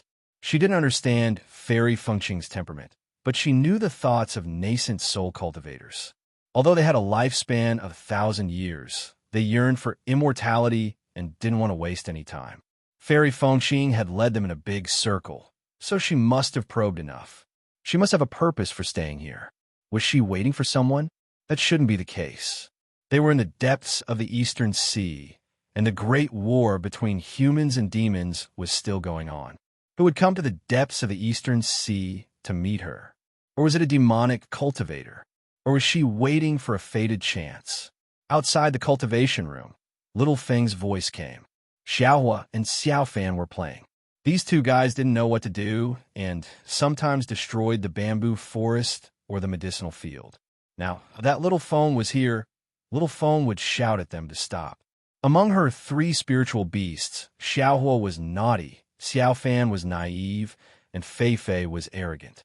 None of them could take care of the virtual sky world for her, so Little Fang's appearance filled this gap. Little Fang was steady, polite, and strong. Whether it was Xiaohua or Xiaofan, they were all obedient to her. She was indeed the best choice to be the housekeeper. However, she didn't know who would subdue whom when Fei Fei came back. After thinking for a while, she shook her head and stood up to call Little Fang. I'll leave this place to you. Little Fang's double pupils flashed with red light. Madam, are you going out? Yes. Little Fang bowed and said, Madam, I'll go with you. This is the Eastern Sea, where demonic cultivators run amok. I'll talk to them if I encounter them. Tinga thought Little Fang's words were reasonable, so she said, okay. After leaving the virtual sky world, she was adjusting his breath in the 10,000 miles lone boat. He opened his eyes when he sensed their breaths. How is it? Tinga asked while casting a spell to peep at Fairy Fengqing. She said, still nothing. There was a breath-concealing formation set up in the cottage, so they could only sense Fairy Fengqing's breath. It was calm and stable, so she should be meditating. I don't think she's studying clues. If they were researching clues, they should have been hiding near Bichuan Court. If they hid here, it'd be troublesome if they attracted beast cultivators. Besides, it's been a while since she left Bichuan Court. She only found this place now, so she should have finished studying it by now. What you said makes sense. She nodded. Tinga continued to say, she found this place after some time and stayed here for almost 10 days. She still didn't seem to have any intention of leaving, so she must have been waiting for something. You're right, she said while contemplating. There are only 3 things we need to wait for: a person, an object, or something. Tinga answered, exactly. These were the 3 things she was waiting for. Whether it's a human or a demonic cultivator, something appears or something happens. She nodded, then shook his head. Unfortunately, we're not familiar with this place. Otherwise, we'd be able to analyze some information. Yes. Tinga shrugged. We still have no choice but to wait. The 2 of them were silent for a moment. Suddenly, a voice came from behind. Master, madam, why don't we let Xiaofeng test it out? The 2 of them turned around and saw Xiaofeng wearing a smile on her face. She looked quite confident. So she asked, how are we going to test her? Xiaofeng said, I'll pretend to be a demonic cultivator from the Eastern Sea and talk to her. Tinga's eyes brightened. Yes, why didn't I think of that? She then frowned and asked, she saw you when you were going through your tribulation. Will she recognize you? Xiaofeng was full of confidence. No, my aura is very different after I go through my tribulation. If I don't show my true form, she won't recognize me. She agreed. That's a good idea. Then Xiaofeng will go. She nodded. You have to be careful. Fairy Fengqing has advanced to the nascent soul realm for hundreds of years. You're not her match. Yes, Xiaofeng understands. Xiaofeng quietly got off the 10,000 miles lone boat and flew thousands of miles away before she showed her figure and flew towards this place. The powerful aura of an 8th rank demonic cultivator appeared. Fairy Fengqing, who was in a thatched cottage, finally couldn't sit still. The curtain was lifted, and she looked to the east with a worried expression. Before long, Xiaofeng rode a red cloud and floated to this small island. She stared at Fairy Fengqing fiercely. Who are you? Why did you come to the Eastern Sea? One was in the 8th rank, and the other was in the early stage of the nascent soul realm. Their strength was about the same, but this was the Eastern Sea. As a demonic cultivator, Xiaofeng could be a bit stronger. Fairy Fengqing sighed inwardly when she saw that Xiaofeng easily discovered her existence. Her breath-concealing technique wasn't very good. She could deal with low-rank demonic beasts, but it was hard to hide from demonic cultivators above the 8th rank. In an instant, countless thoughts flashed through Fairy Fengqing's mind. In the end, she cupped her hands and politely said, Fellow Taoist, I'm a cultivator from Kunwu. My Taoist name is Miaoi. I came to the Eastern Sea to look for fated chances. Xiaofeng was slightly stunned, then she looked angry. Come here to look for fated chances? Do you want to kill demonic cultivators in the Eastern Sea? Fairy Fengqing said faintly, the human race and the demon race have always been enemies. Now is the time of war, so why should I take the risk to come here to kill demonic cultivators? That's hard to say. Xiaofeng sneered. Maybe you never thought you'd run into demonic cultivators here. After all, this place isn't the deepest part of the Eastern Sea. Fairy Fengqing's eyes flashed, and she said, You're looking for trouble on purpose, aren't you? You can ask the sea clans nearby whether I killed demonic cultivators or not, but you're presumptuously guessing my thoughts and trying to pin a crime on me. So what if I did? Hostility appeared on Xiaofeng's face. A gorgeous fiery red feather appeared in her palm. With a flick of her finger, the feather suddenly grew bigger and floated in the air. The human race and the demon race have always been enemies. Even if you didn't go deep into the Eastern Sea to kill demonic cultivators, you went there to look for treasures. The Eastern Sea is the territory of us demonic cultivators. How can you come and go so easily? After a demonic cultivator transformed, he would refine a part of his body into a magic weapon, which was equivalent to a cultivator's natal magic weapon. Xiaofeng's natal magic weapon was its feather. This feather gathered all the vermilion bird's breath on its body and was tempered by heavenly thunder, so its power was extraordinary. Fairy Fengqing's expression changed slightly. She didn't expect this demonic cultivator to fight without any hesitation. She wasn't afraid of fighting with it, but its magic weapon didn't look weak. If they fought, it might attract more powerful demonic cultivators. After pondering for a while, she cupped her hands and said, Fellow Taoist, you're too impatient. We're not low-level cultivators. What's the point of fighting? Xiaofeng remained calm and collected. What are you trying to say? Fairy Fengqing said, Humans and demons are different, but fated chances aren't. Xiaofeng looked at her suspiciously. Are you still willing to give up your fated chance? Fairy Fengqing said, Of course not. The fated chance of human cultivators might not be useful to demonic cultivators. However, I can tell you something. For demonic cultivators, it's also a fated chance. Xiaofeng sneered. I don't dare to believe a human cultivator's words. Then she waved her hand, and the tail, feather floating in the air, shone brightly. It was wrapped in a ball of flame, and it stabbed toward Fairy Fengqing. Fairy Fengqing was shocked. With her nascent soul cultivation, she wasn't afraid of Xiaofeng. She was shocked by the aura emitted by Xiaofeng's natal magic weapon. This phoenix feather was condensed with the pure breath of the vermilion bird. After the heavenly tribulation, Xiaofeng told them that the reason why there was a 10th tribulation for its transformation was that its bloodline had changed. The bright bird was originally a descendant of the phoenix, and it was of the same race as the vermilion bird. However, after breeding for so long, the bloodline of the phoenix had become very faint. When it transformed, the breath of the vermilion bird purified its bloodline, making it a real divine beast. Divine beasts shouldn't exist in this world. As one of the 5 spirits, the divine beast vermilion bird had a vast and sacred aura that was comparable to that of a fairy. In this day and age, when the immemorial cultivation techniques were lost, the appearance of a divine beast broke the balance of the current realm of cultivators. It triggered the law of heaven and earth, and thus caused the 10th tribulation. At this moment, Fairy Fengqing was even more shocked when she sensed the phoenix feather's aura.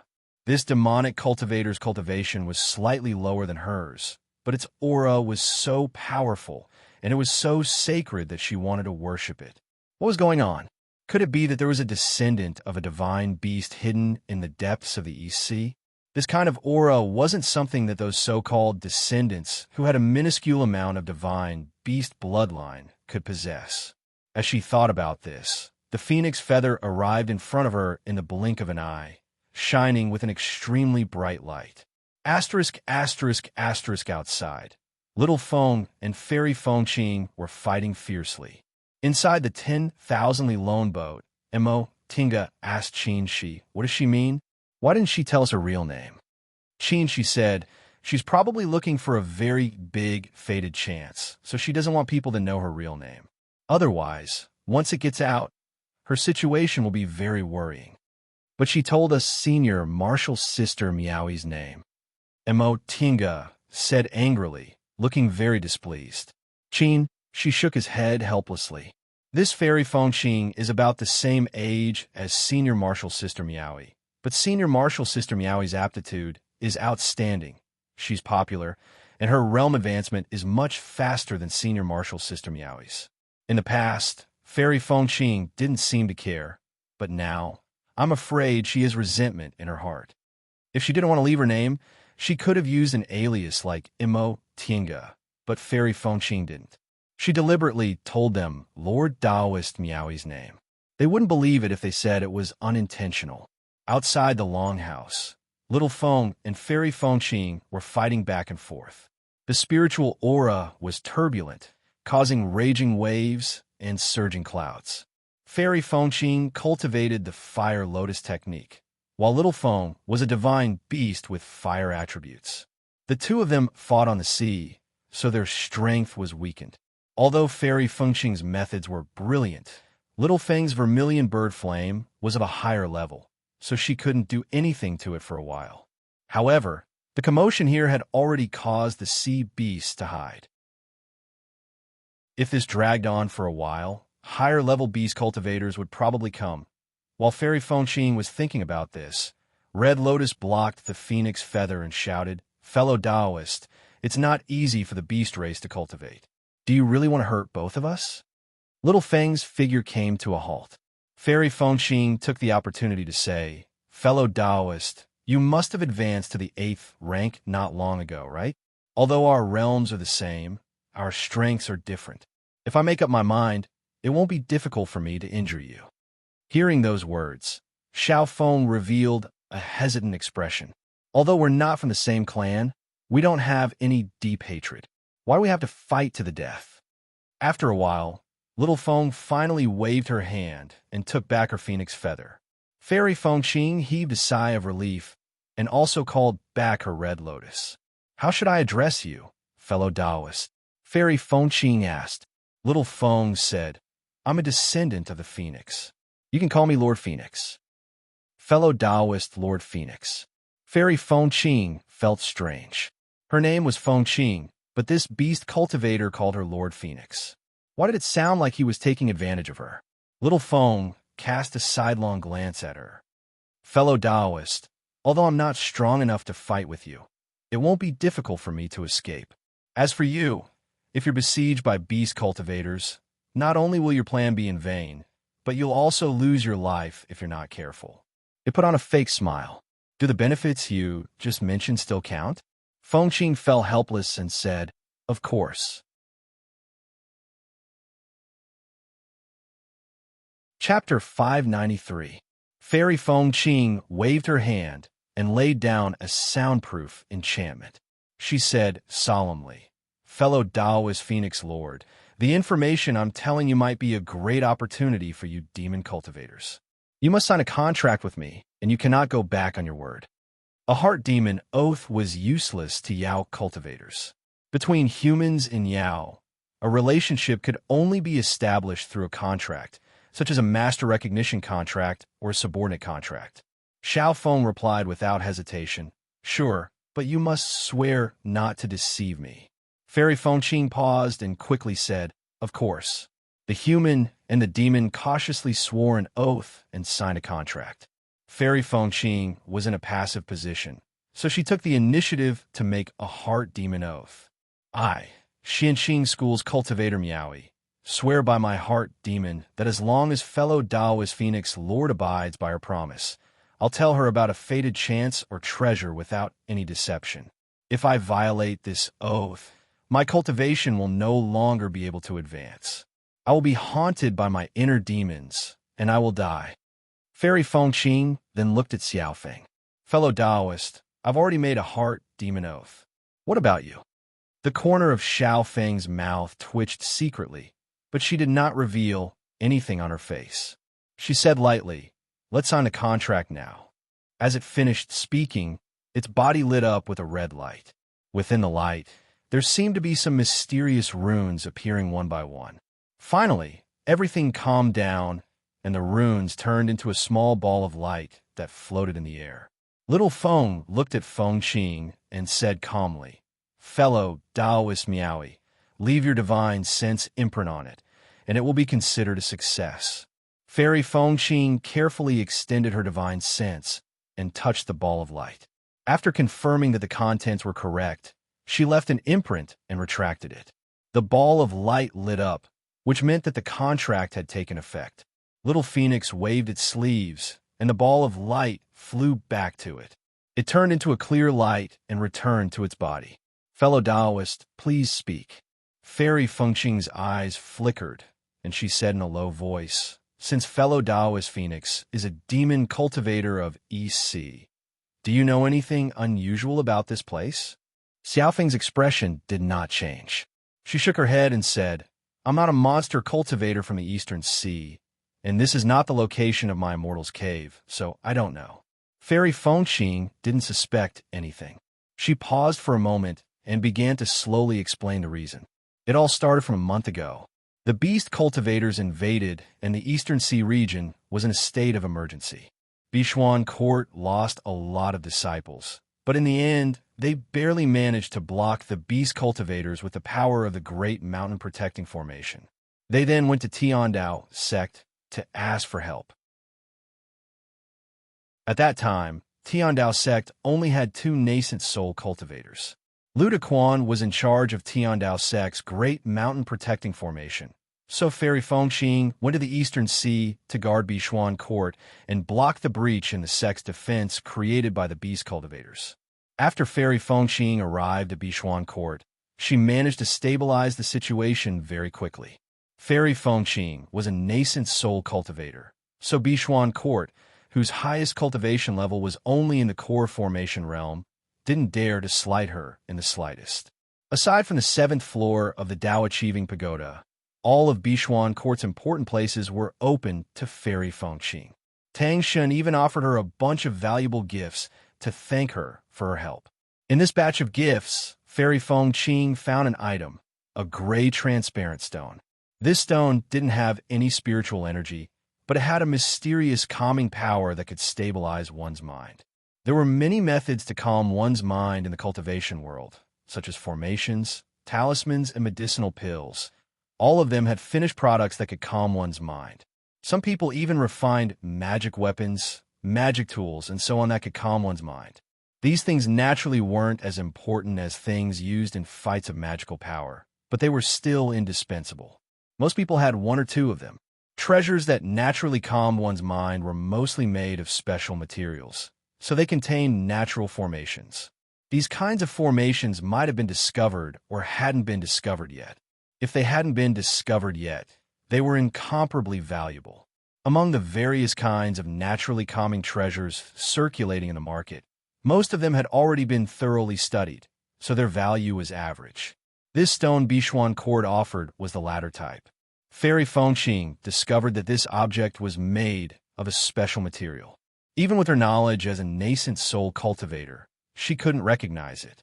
It contained a mysterious natural formation that was complex and exquisite.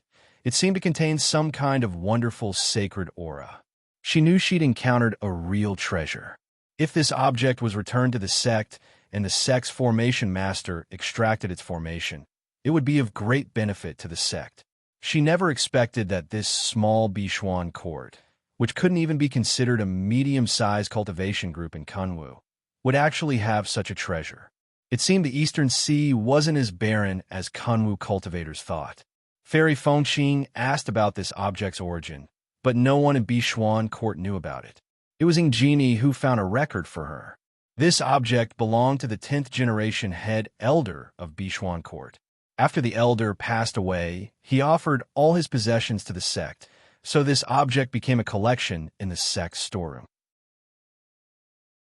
Fairy Fengqing obtained a letter from the 10th generation head elder from Ingenie and found some vague records in it.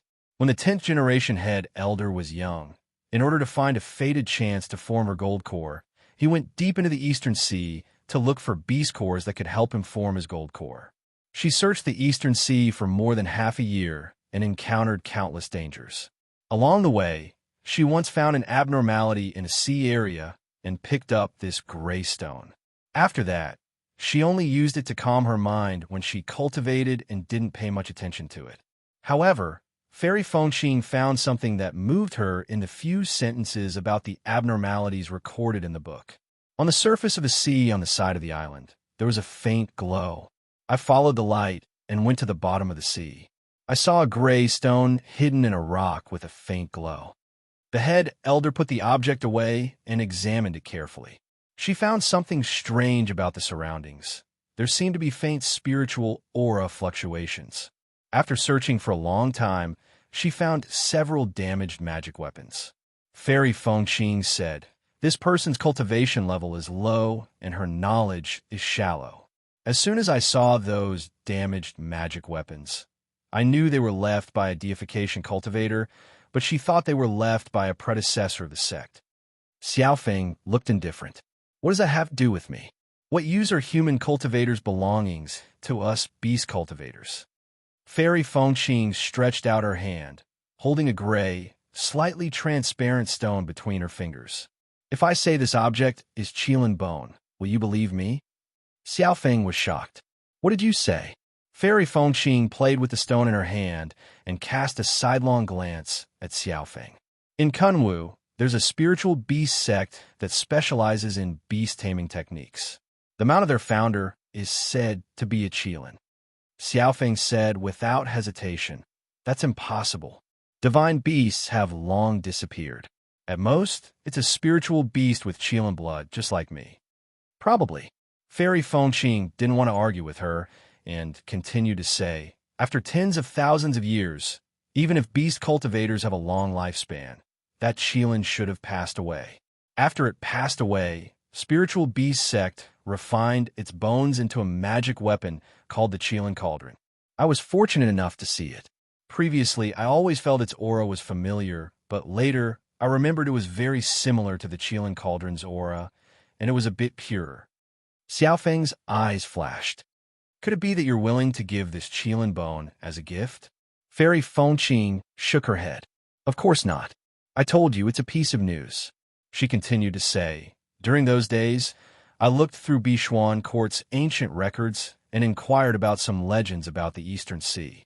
Basically, I'm sure a Qilin once appeared in the sea." Xiaofeng frowned. "Are you sure it was a real Qilin and not just a spiritual beast with the shape of a Qilin, but a thin bloodline?" Fairy Fengqing said, "It's just my speculation." Xiaofeng was silent, but her thoughts were flying. Did a Qilin really appear here? Did this Qilin leave behind a bloodline? If divine beasts still existed in this world after a long time, she said, "Fellow Taoist, although this piece of news is shocking, it doesn't have much value. The Eastern Sea is so big. Where can we find it? Fairy Fengqing said, how could it not have any value? You're a beast cultivator, so you can inquire about this from the sea beasts here. Moreover, why did this Qilin bone appear here? And why is there a beast cultivator's magic weapon nearby? It's most likely a cultivator fought with a Qilin here, and that Qilin was injured. Xiaofeng couldn't help but feel tempted. If a deification cultivator fought with a Qilin here, that Qilin most likely died here. Fellow Daoist Phoenix Master, is this piece of news valuable?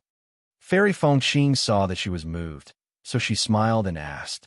Xiaofeng collected her thoughts and said seriously, if that's the case, then it's still valuable. But it raised its eyebrows and said, what value does it have to you? If you want a Qilin, then we're opponents.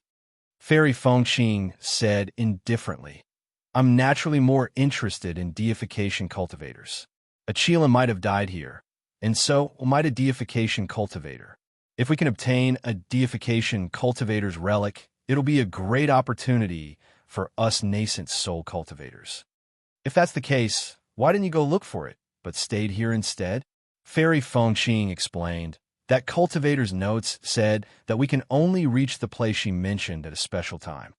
All right, Xiaofeng pondered for a moment. I'll believe you for now. Fairy Fengqing smiled. Since Xiaofeng was willing to believe her, she wasn't afraid that it would leak the news. That was a Qilin who would want to share the opportunity with other bees cultivators. Moreover, they made a contract between them. The human and the bee smiled and said their goodbyes with different thoughts. Asterisk, asterisk, asterisk. An hour later, Xiaofeng came back after circling around the place. Master, madam, Xiaofeng reported respectfully. Fortunately, Xiaofeng didn't fail you. It told Qin Shi about the information it had obtained. In the end, it asked Qin Shi, Master, please erase that contract. Spiritual beasts had a master, which was different from masterless demonic beasts. With a subordinate contract, other contracts were much less effective. Qin Shi was its master, so he could erase any contract that conflicted with it. After erasing the contract, Qin Shi said, Xiaofeng's contract can be erased. Fairy Fengqing also made an oath in Senior Marshal Sister Miaoi's name, so any contract or hard demon oath they made would be in vain.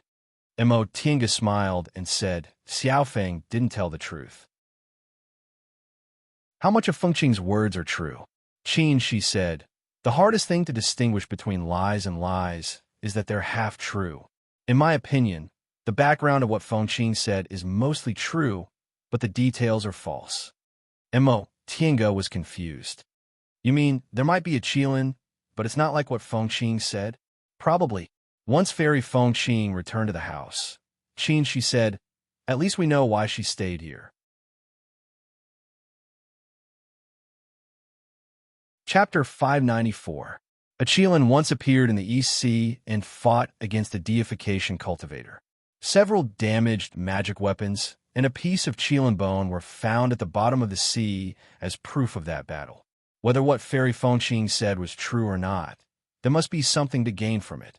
That was why she risked being discovered by the beast cultivators and went deep into the East Sea. If it was really a Qilin, it was a temptation they couldn't resist.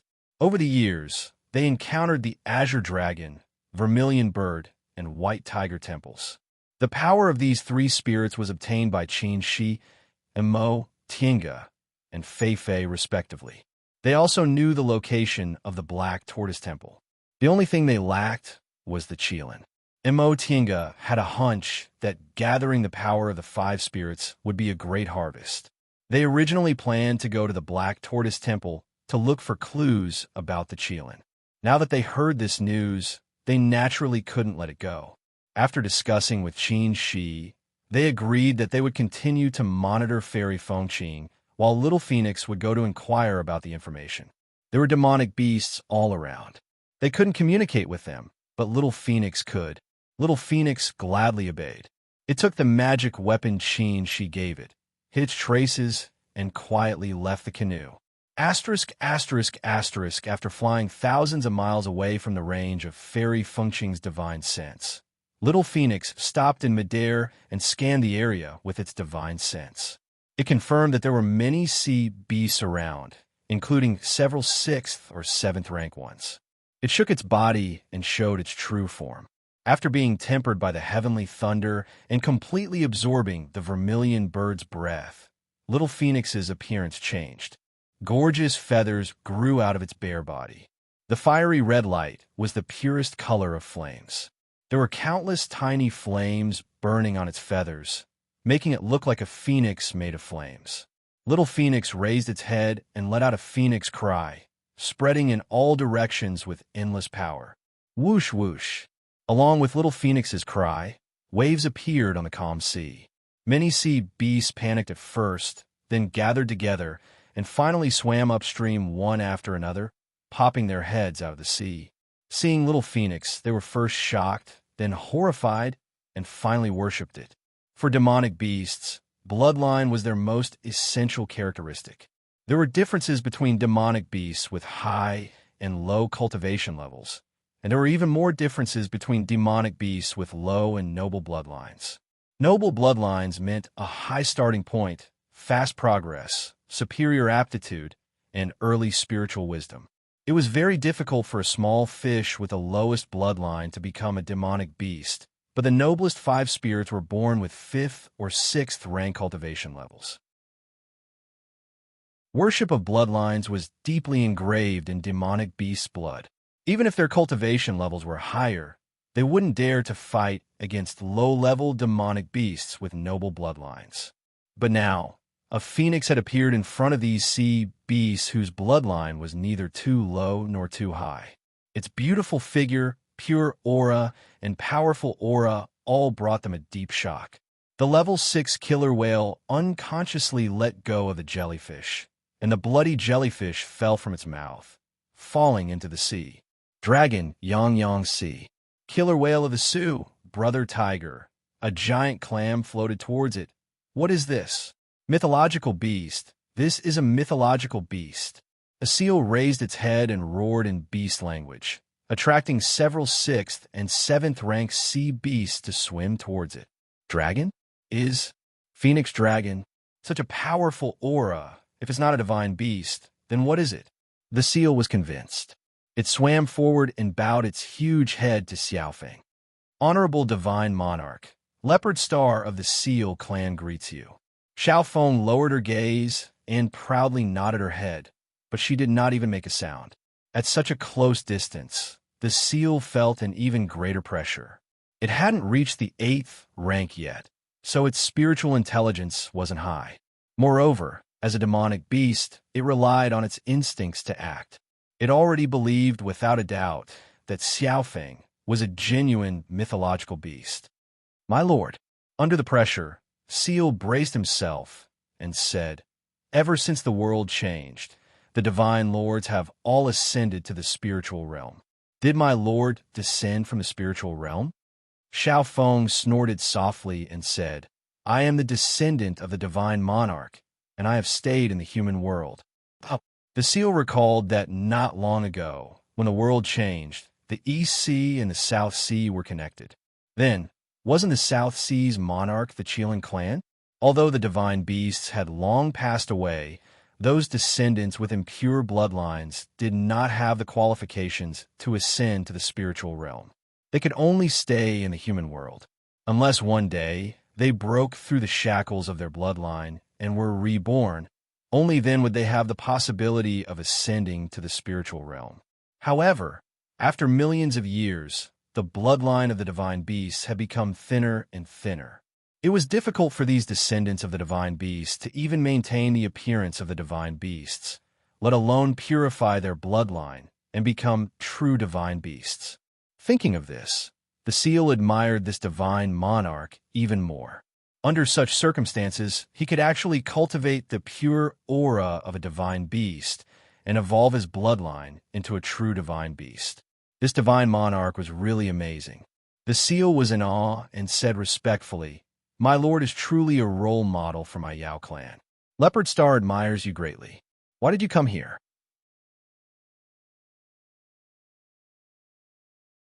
But it was too late to escape now. The highest cultivation base of a monster cultivator's flying towards her was 10th rank. She was just 8th rank, so she definitely couldn't escape. Hide her aura? That wouldn't work either. She had already been seen by these sea beasts. Under the suppression of her cultivation base, she couldn't hide from the 10th rank monster cultivators. Those auras were getting closer and flying towards her. Xiaofeng made up her mind and made a decision.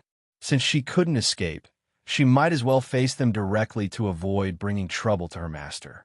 With that thought in mind, Xiaofeng shook her body and put away the flames all over her body.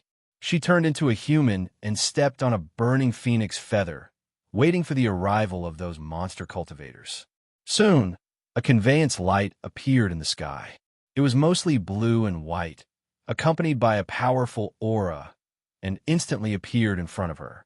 Xiaofeng looked up, and the conveyance light dissipated, revealing the true appearance of several monster cultivators. The leading monster cultivator was 8th rank monster cultivator.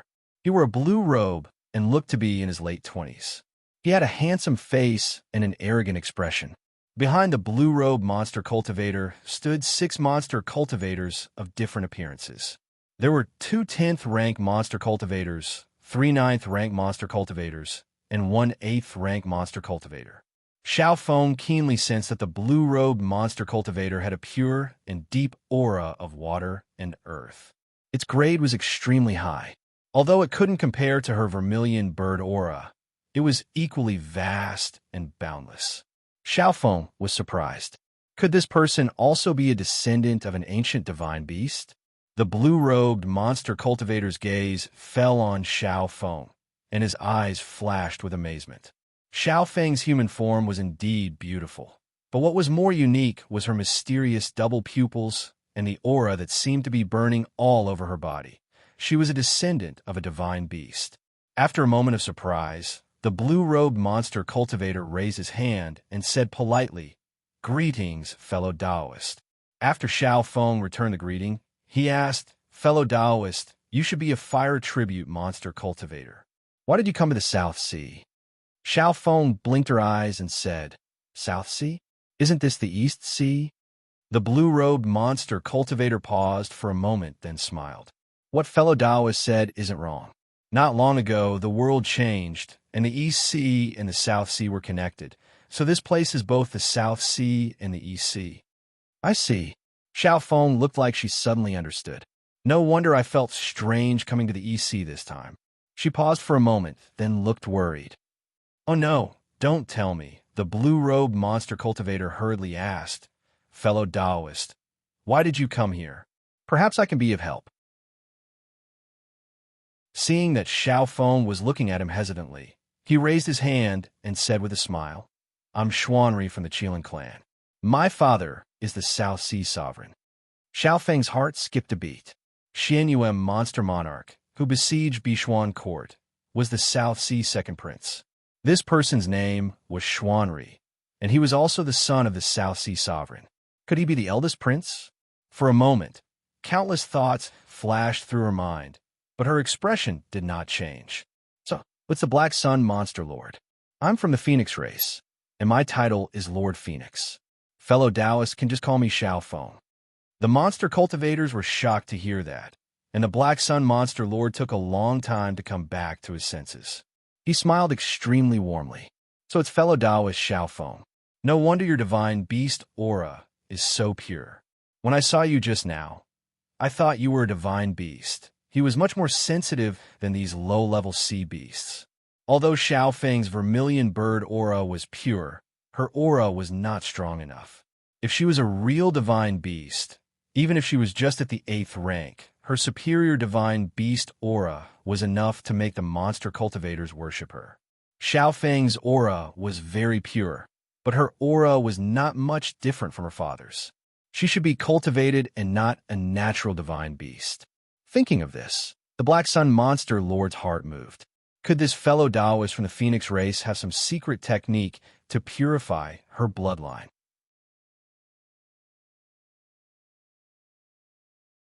Chapter 595. After Xiaofeng left, Emo Tiange and Qin, she waited for 5 or 6 days, but they didn't see her return. The two of them were very worried. Although Xiao Feng was quick-witted and steady, she did not have much worldly experience. Moreover, she had just transformed into human form not too long ago. If she encountered any danger, it would be hard to say. The only thing he could be sure of was that the spiritual beast contract still existed, and Little Feng's life was not in danger. Where did he go? She frowned. There were no beast cultivators in the 8th rank or higher in the vicinity. Little Feng only went to inquire about the situation and would be back in a few days, so there shouldn't be any danger. But there was no news of Xiao Feng. Not a single trace of her could be found in the surroundings. Don't worry, Imo Tinga comforted her. Xiao Feng's very smart. She probably encountered some kind of problem. Xiao Feng had indeed encountered a difficult problem. She accidentally bumped into Mystic Sun Demon Lord and the others. To avoid implicating her master, she could only follow them. These demonic cultivators had come here for a certain reason, and they wouldn't be leaving anytime soon. She had to find a way to inform her master. Miss Feng. Miss Feng? It had only been a few days, but the way he addressed her had changed from fellow Taoist Feng to Miss Feng. Xiao Feng came back to her senses and smiled apologetically at Black Sun Demon Lord. Sorry, I was distracted. No matter. The Black Sun Demon Lord's eyes hid a trace of eagerness. Is there something that Miss is worried about? Xiao Feng shook her head. Nothing. Nevertheless, Black Sun Demon Monarch was very enthusiastic. Miss Feng doesn't need to worry. If Kunwu doesn't have a place to stay, there will definitely be a place for you in my Shumi Sea. Cough, cough. Before Little Feng could answer, a middle-aged demon cultivator not far away coughed twice and glanced over indifferently. The Black Sun Demon Lord immediately stopped talking. Xiao Feng's heart was filled with mixed feelings. This Black Sun Demonic Lord seemed to admire her. Logically speaking, she was completely unfamiliar with the demonic cultivators of the East Sea. As a fire elemental demonic cultivator, it was indeed suspicious for her to appear in the East Sea. However, the Black Sun Demonic Lord did not seem to care and was even unusually friendly with her. He even made such a promise. Wait, was Black Sun Demon Lord stopped because he promised her easily, or because he revealed something he shouldn't have? He had indeed heard a rather abrupt word just now. Shumi Sea. What kind of place was the Shumi Sea? Wasn't he the eldest prince of the South Sea? This thought flashed through Xiao Feng's mind, and in the next moment, she decided to continue probing. Although he was stopped by the elders, Black Sun Demon Lord still said affectionately, Miss Feng, I'm not joking. Xiao Feng pretended not to understand, still smiling politely. Demon Lord, Xiao Feng can't thank you enough. She could guess what the Black Sun Demon Lord was thinking. He was the prince of the Qilin clan. Among the Yao cultivators, his bloodline was incomparably noble. In this world, there were very few Yao cultivators who could match him. Even if it was a descendant of a divine beast, with a slightly thinner bloodline, they were not worthy of him. For example, her original body, the Bright Bird. However, now that she had obtained the aura of the Vermilion Bird and experienced the form transformation tribulation, she was completely different. A demonic cultivator with a bloodline similar to that of a phoenix and even stronger than him. What was there for him to hesitate about? Xiao Feng pursed her lips and revealed a faint smile. Unfortunately, she was from the fire tribe and didn't want to live in the water. There's movement. Hearing Qin Shi's low shout, Imo Tinga's spirit was roused, and she looked outside. It was the 15th day of the 8th month, the roundest night of the year. The moment the moon rose from the horizon, the seawater surged, one wave higher than the other. When the moon was in the middle of the sky, the waves were already monstrous. Under the moonlight, among the waves, a thin white line appeared around the island, forming a circle. This circle was dazzlingly white, perfectly matching the full moon in the sky. Fairy Fengqin came out of the thatched hut and showed a faint smile when she saw this white circle. She made a few hand seals, and the thatched hut shrank rapidly and was put into her sleeve. Then, with a flash of red, Fairy Fengqin jumped into the sea and disappeared. Imo Tinga and Qin Shi looked at each other, and Mo Tinga said, "Is this what she's waiting for?" "Most likely." She stared at the white circle, frowning and thinking. "What is this thing?" Mo Tinga said, "I think it's very likely to be a restriction." "A restriction?" Mo Tinga pointed at the full moon in the sky. "The moon rises and the tide rises. Right now is the moment of the year when the tidal force is the strongest. This white line only appears at this moment, which means it's related to the tidal force." Fairy Fengqing once said there were faint spiritual aura fluctuations at the bottom of the sea. From what I can see, these spiritual aura fluctuations are probably caused by some hidden restriction. On the 15th day of the 8th month, the tidal force is the strongest and conflicts with this restriction, so this white line appeared. This explanation was reasonable, so she nodded. "That makes sense." Under his gaze, Mo Tinga couldn't help but smile. She continued to say, "If that's the case, then this moment is the moment when the hidden restriction is the weakest, and it's also the moment when it's the easiest to find and break." She's gaze changed. "Then should we follow her?" And Mo Tinga didn't hesitate. She made a hand seal and hit the canoe. The restriction on the canoe buzzed and dived down. The waves on the surface of the sea were turbulent, and the undercurrent was turbulent. The canoe broke through the undercurrent and dived deeper and deeper, looking for Fairy Fengqing. She turned his head and looked at the white line not far away. This white line was a white wall under the sea, going all the way to the bottom of the sea. If one looked carefully, they would see it was white because it was composed of waves. The seawater was violently impacted in this narrow space, so it could only exist in the form of waves. Countless waves formed this white wall, transmitting a powerful force from afar. She agreed with Mo Tinga's speculation. This was obviously the result of two forces colliding with each other. "I got it." The deeper they went, the darker the seawater became. Even cultivators with amazing eyesight couldn't distinguish their surroundings. Right at this moment, Mo Tinga sensed a faint spiritual aura fluctuation. The canoe chased after this spiritual aura fluctuation. The boat made of black iron heart wood was extremely smooth, and it quietly crossed the seawater. This spiritual aura fluctuation became more and more violent, and the seawater around it also became more turbulent.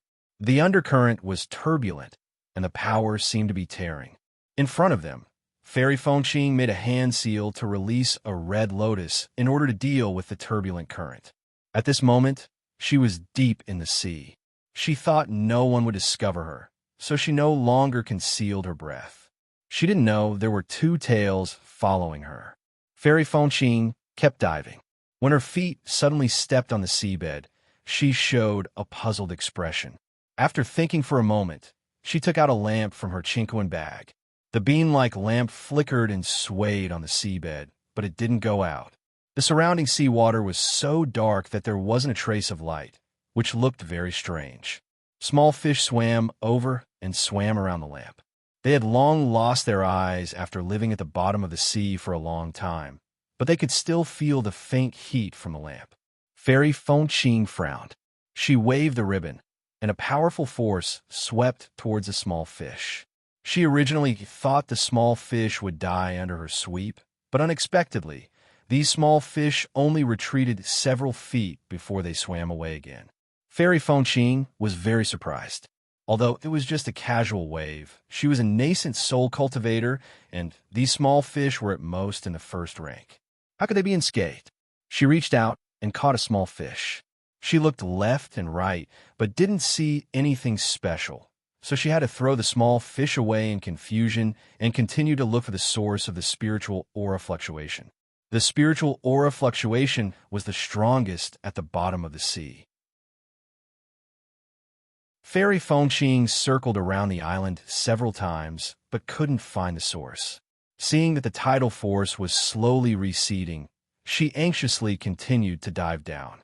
Since she was already at the bottom of the sea, she could only go down and dig a hole. Digging a hole wasn't something she liked at all. However, Fairy Fengqing didn't care about it anymore. If she missed this opportunity, she would have to wait another year. If it was before, she could afford to wait, but now she couldn't. Tiandao sect was declining day by day.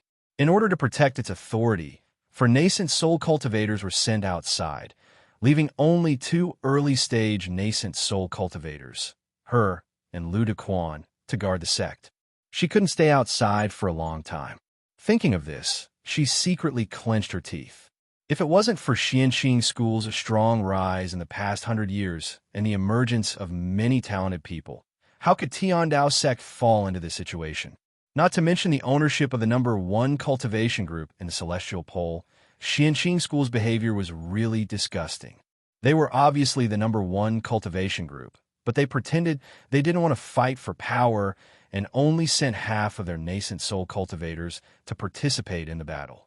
This half was equivalent to the number of nascent soul cultivators they sent, which was 4 each. More importantly, senior martial brother Lu repeatedly warned them that they couldn't afford to lose even one nascent soul cultivator now, so they had to put their own safety first. Among the 8 nascent soul cultivators in Xianxing School, aside from Jinyang, Jinghe, and Huayan, the oldest was Miaoyi, who was only about 700 years old. As for Tiandao sect, the youngest was also about 700 years old. Thinking of this, Fairy Fengqin couldn't help but think. Aside from Jinyang and Jinghe, the other 6 people were all in the early stage of the nascent soul realm, except for Qin Shoujing, who was in the middle stage of the nascent soul realm. Lord Daoist Huayan was an experienced nascent soul cultivator. Although he was only in the early stage, he wasn't easy to deal with. Miaoyi advanced to the nascent soul realm earlier than her, and Xianyin advanced to the nascent soul realm almost 200 years ago. Both of them were extremely talented and stronger than ordinary cultivators. The remaining 2, Li Lingxi and Mo Qingwei, hadn't advanced to the nascent soul realm for a long time, and maybe hadn't even stabilized their realms. Especially Mo Qingwei. She was too young and presumably didn't have a stable foundation. If she was careless during the battle, she sneered. Mo Qingwei was in the Eastern Sea not long ago. If she had a chance to meet her, she was the youngest nascent soul cultivator in the history of the Celestial Pole. This title added a lot of glory to Xianxing School.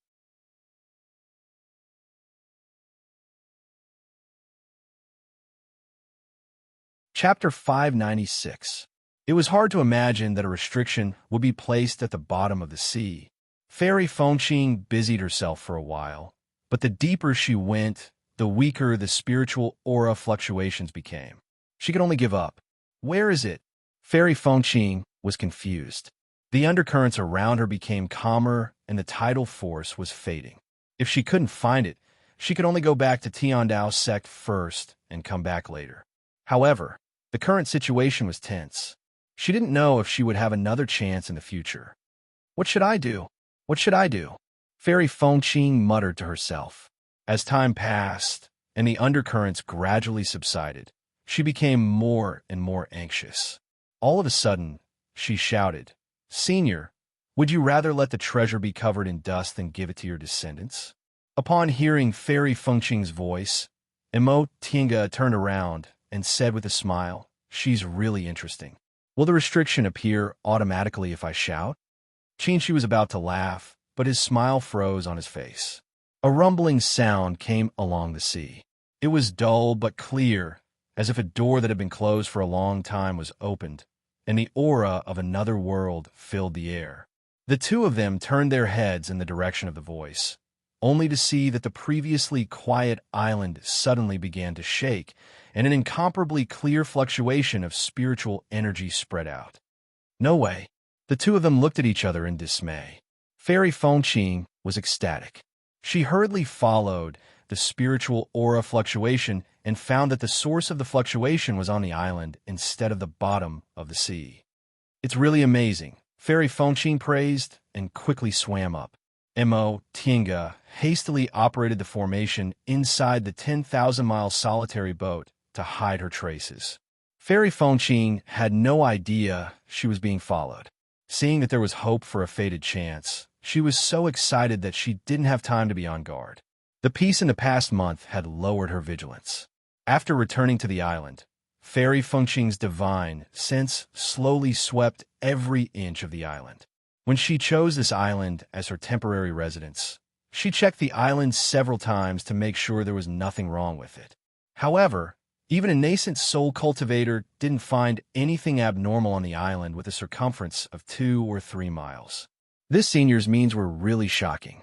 After Fairy Fengqing came to the island, Emo Tiange still hid the 10,000-mile solitary boat in the dark to monitor her movements. The source of the spiritual aura fluctuation was on the small island. This also caused Emo Tiange to exclaim in admiration. It seems the rumored cultivator's cultivation level is indeed in the deification realm or above. Otherwise, how could he conceal himself so well? Aside from Fairy Fengqing, she and Qin Shi were also there. Qin Shi's cultivation level was higher than hers, and she was skilled in formations, but she didn't notice the restriction this senior left behind at all. This was only a small island with a circumference of 2 to 3 square miles, but the restriction was right under the noses of the 3 nascent soul cultivators. As she thought up to this point, Emo Tiange suddenly fixed her gaze and muttered, "The small island." Qin Shi noticed her strange expression and asked, "What's wrong? What's the problem?" Emo Tiange thought for a while, then raised her eyebrows and said, "I know what's going on with this restriction." Seeing that she was in high spirits, Qin Shi smiled and said, "You can't tell. It can only be considered an inference. I'm not 100% sure." Fairy Fengqing said she obtained this information for a letter written by a previous elder of Bishuan Court. This means that the discovery of the Qilin bone happened about 1,000 years ago.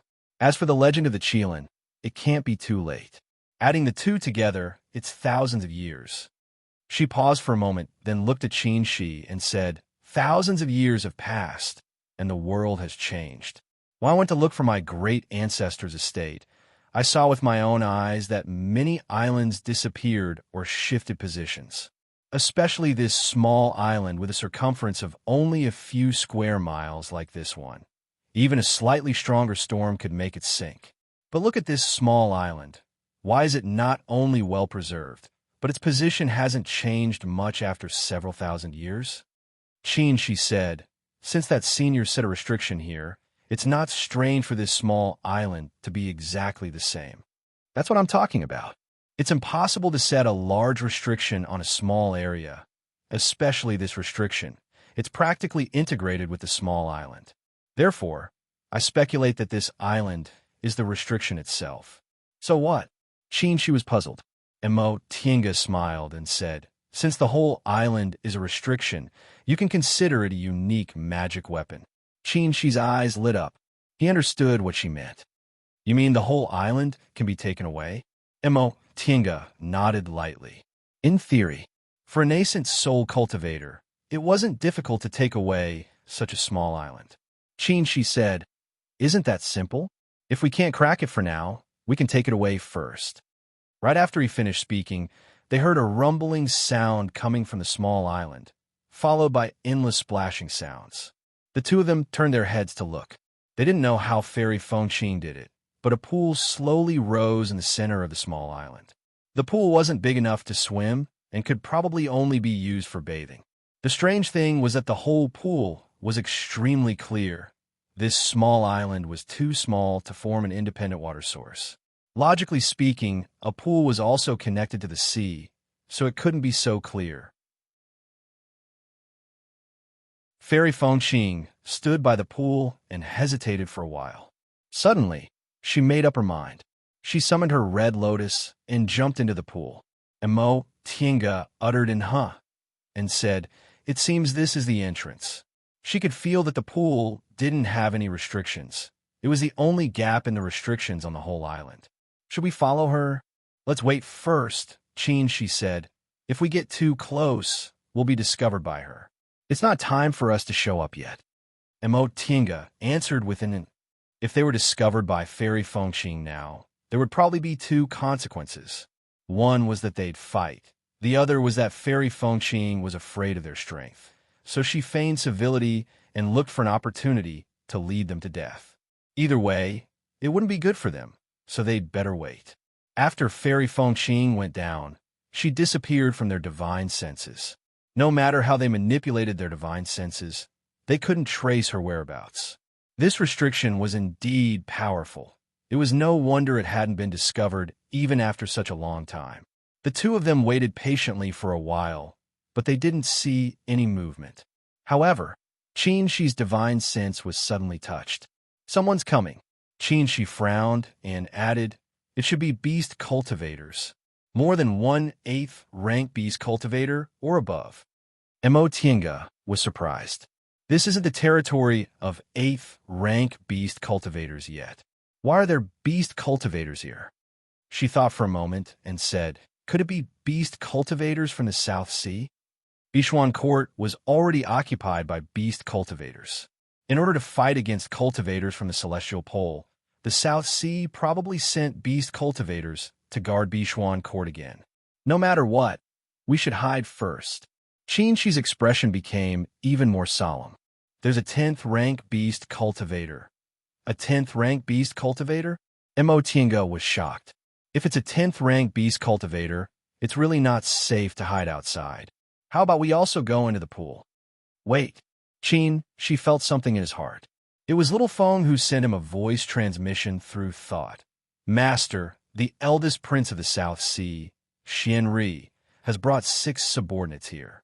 Among them, there are 2 10th rank beast cultivators. You should quickly hide. Since they could send a voice transmission through thought, Little Feng must be nearby. Qin-Shi suddenly thought of something and asked, are you safe? Little Feng said, rest assured, Master. They didn't suspect me because I called myself a beast cultivator from Kunwu. It's too late. Among them, there's a beast cultivator who's good at perception.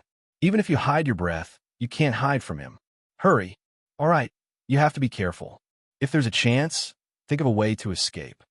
Qin-Shi gave her a brief explanation, then said to Mo Tiange, let's go in. Mo Tiange nodded. She made several hand seals and hit the restrictions on the 10,000 miles canoe. A layer of light shone on the restrictions, and the canoe silently sailed towards the small island. When it fell into the pond, it didn't even cause a splash.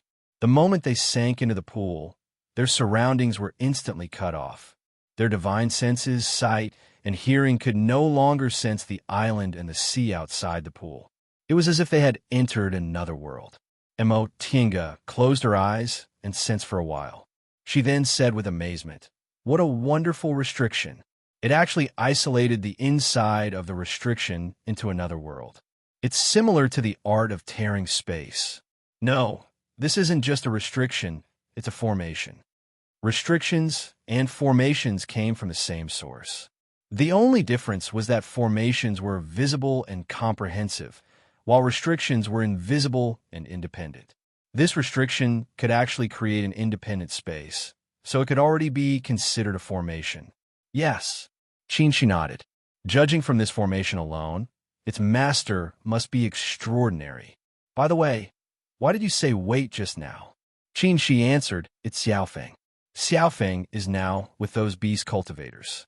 She sent us a message and told us to hide. Mo Tiange asked curiously, why is Xiaofeng with them? She didn't say. However, we can roughly guess that she must have encountered beast cultivators when she went to inquire about the news that day. She had to pretend to be a beast cultivator in Kunwu and was invited to be their companion. He then said with a smile, you definitely can't guess who she met by chance. Who? Mo Tiange was curious. From what he said, that beast cultivator must have some connection with them. Was it Xianyuan Monster Monarch again? Qin-Shi said, Xiaofeng said it was Xuanri, the eldest prince of the South Sea. The eldest prince of the South Sea? Xuanri? Mo Tiange was stunned. Is he Xianyuan Monster Monarch's elder brother? Probably, Qin-Shi said with a smile. This is interesting. Based on the performance of those beast cultivators, the eldest prince and the second prince didn't get along. The second prince led the army to fight, but most of the high-level beast cultivators died. Now that the eldest prince suddenly appeared, I'm afraid this battle for the throne has already spread to the Eastern Sea. Isn't this our chance? Mo Tiange's eyes brightened. If they fight, We can fish in troubled waters and go back to Kanwu. Right? Sheen, she smiled. Let's wait and watch a good show. Asterisk, asterisk, asterisk at this moment. Xianwen Monster Monarch was anxiously pacing back and forth in Bishuan Court. Second Prince. At the door, Die's figure appeared and walked quickly towards him. Upon seeing her, Xianwen Monster Monarch asked hurriedly, "How is it?" Die said with a cold expression. The scouts reported that the eldest prince seemed to have received some news.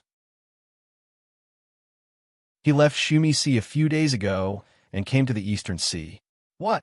Xianwen Monster Monarch's expression changed. We haven't found any clues yet, but they're already on the move. What if they beat us to it? Second Prince, don't panic. Jing, who said in a deep voice, "First, the eldest prince might be doing this to confuse us.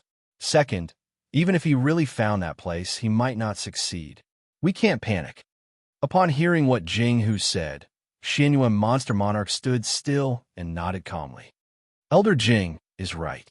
We lost a lot on this trip, so we must be more careful. He thought for a while, then turned to look at Die. Elder Dai, where is the eldest prince now? Die said indifferently, I'll send people to search the Eastern Sea.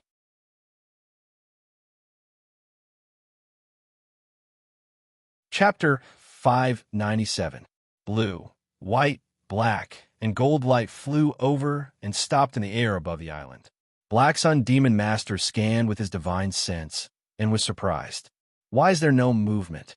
The middle-aged demonic cultivator beside Black Sun Demon Master muttered, there was indeed a weak aura just now, but it's gone now. Humans? Black Sun Demon Master scanned the island again, feeling a little excited. He grew up in the deep sea and had never been on land or seen humans. The middle-aged demonic cultivator laughed. First Prince, this is the depths of the East Sea.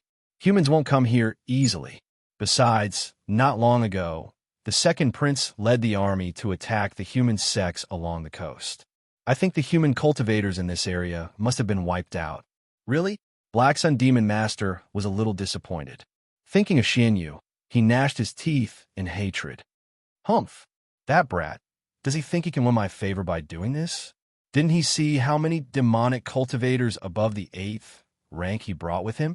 The middle-aged demonic cultivator glanced at Xiao Feng and said, First Prince, why are you worried?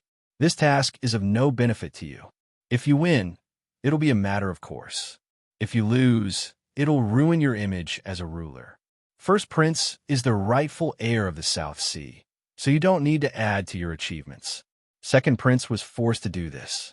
Otherwise, he wouldn't have been able to compete with you. Elder Jing is right.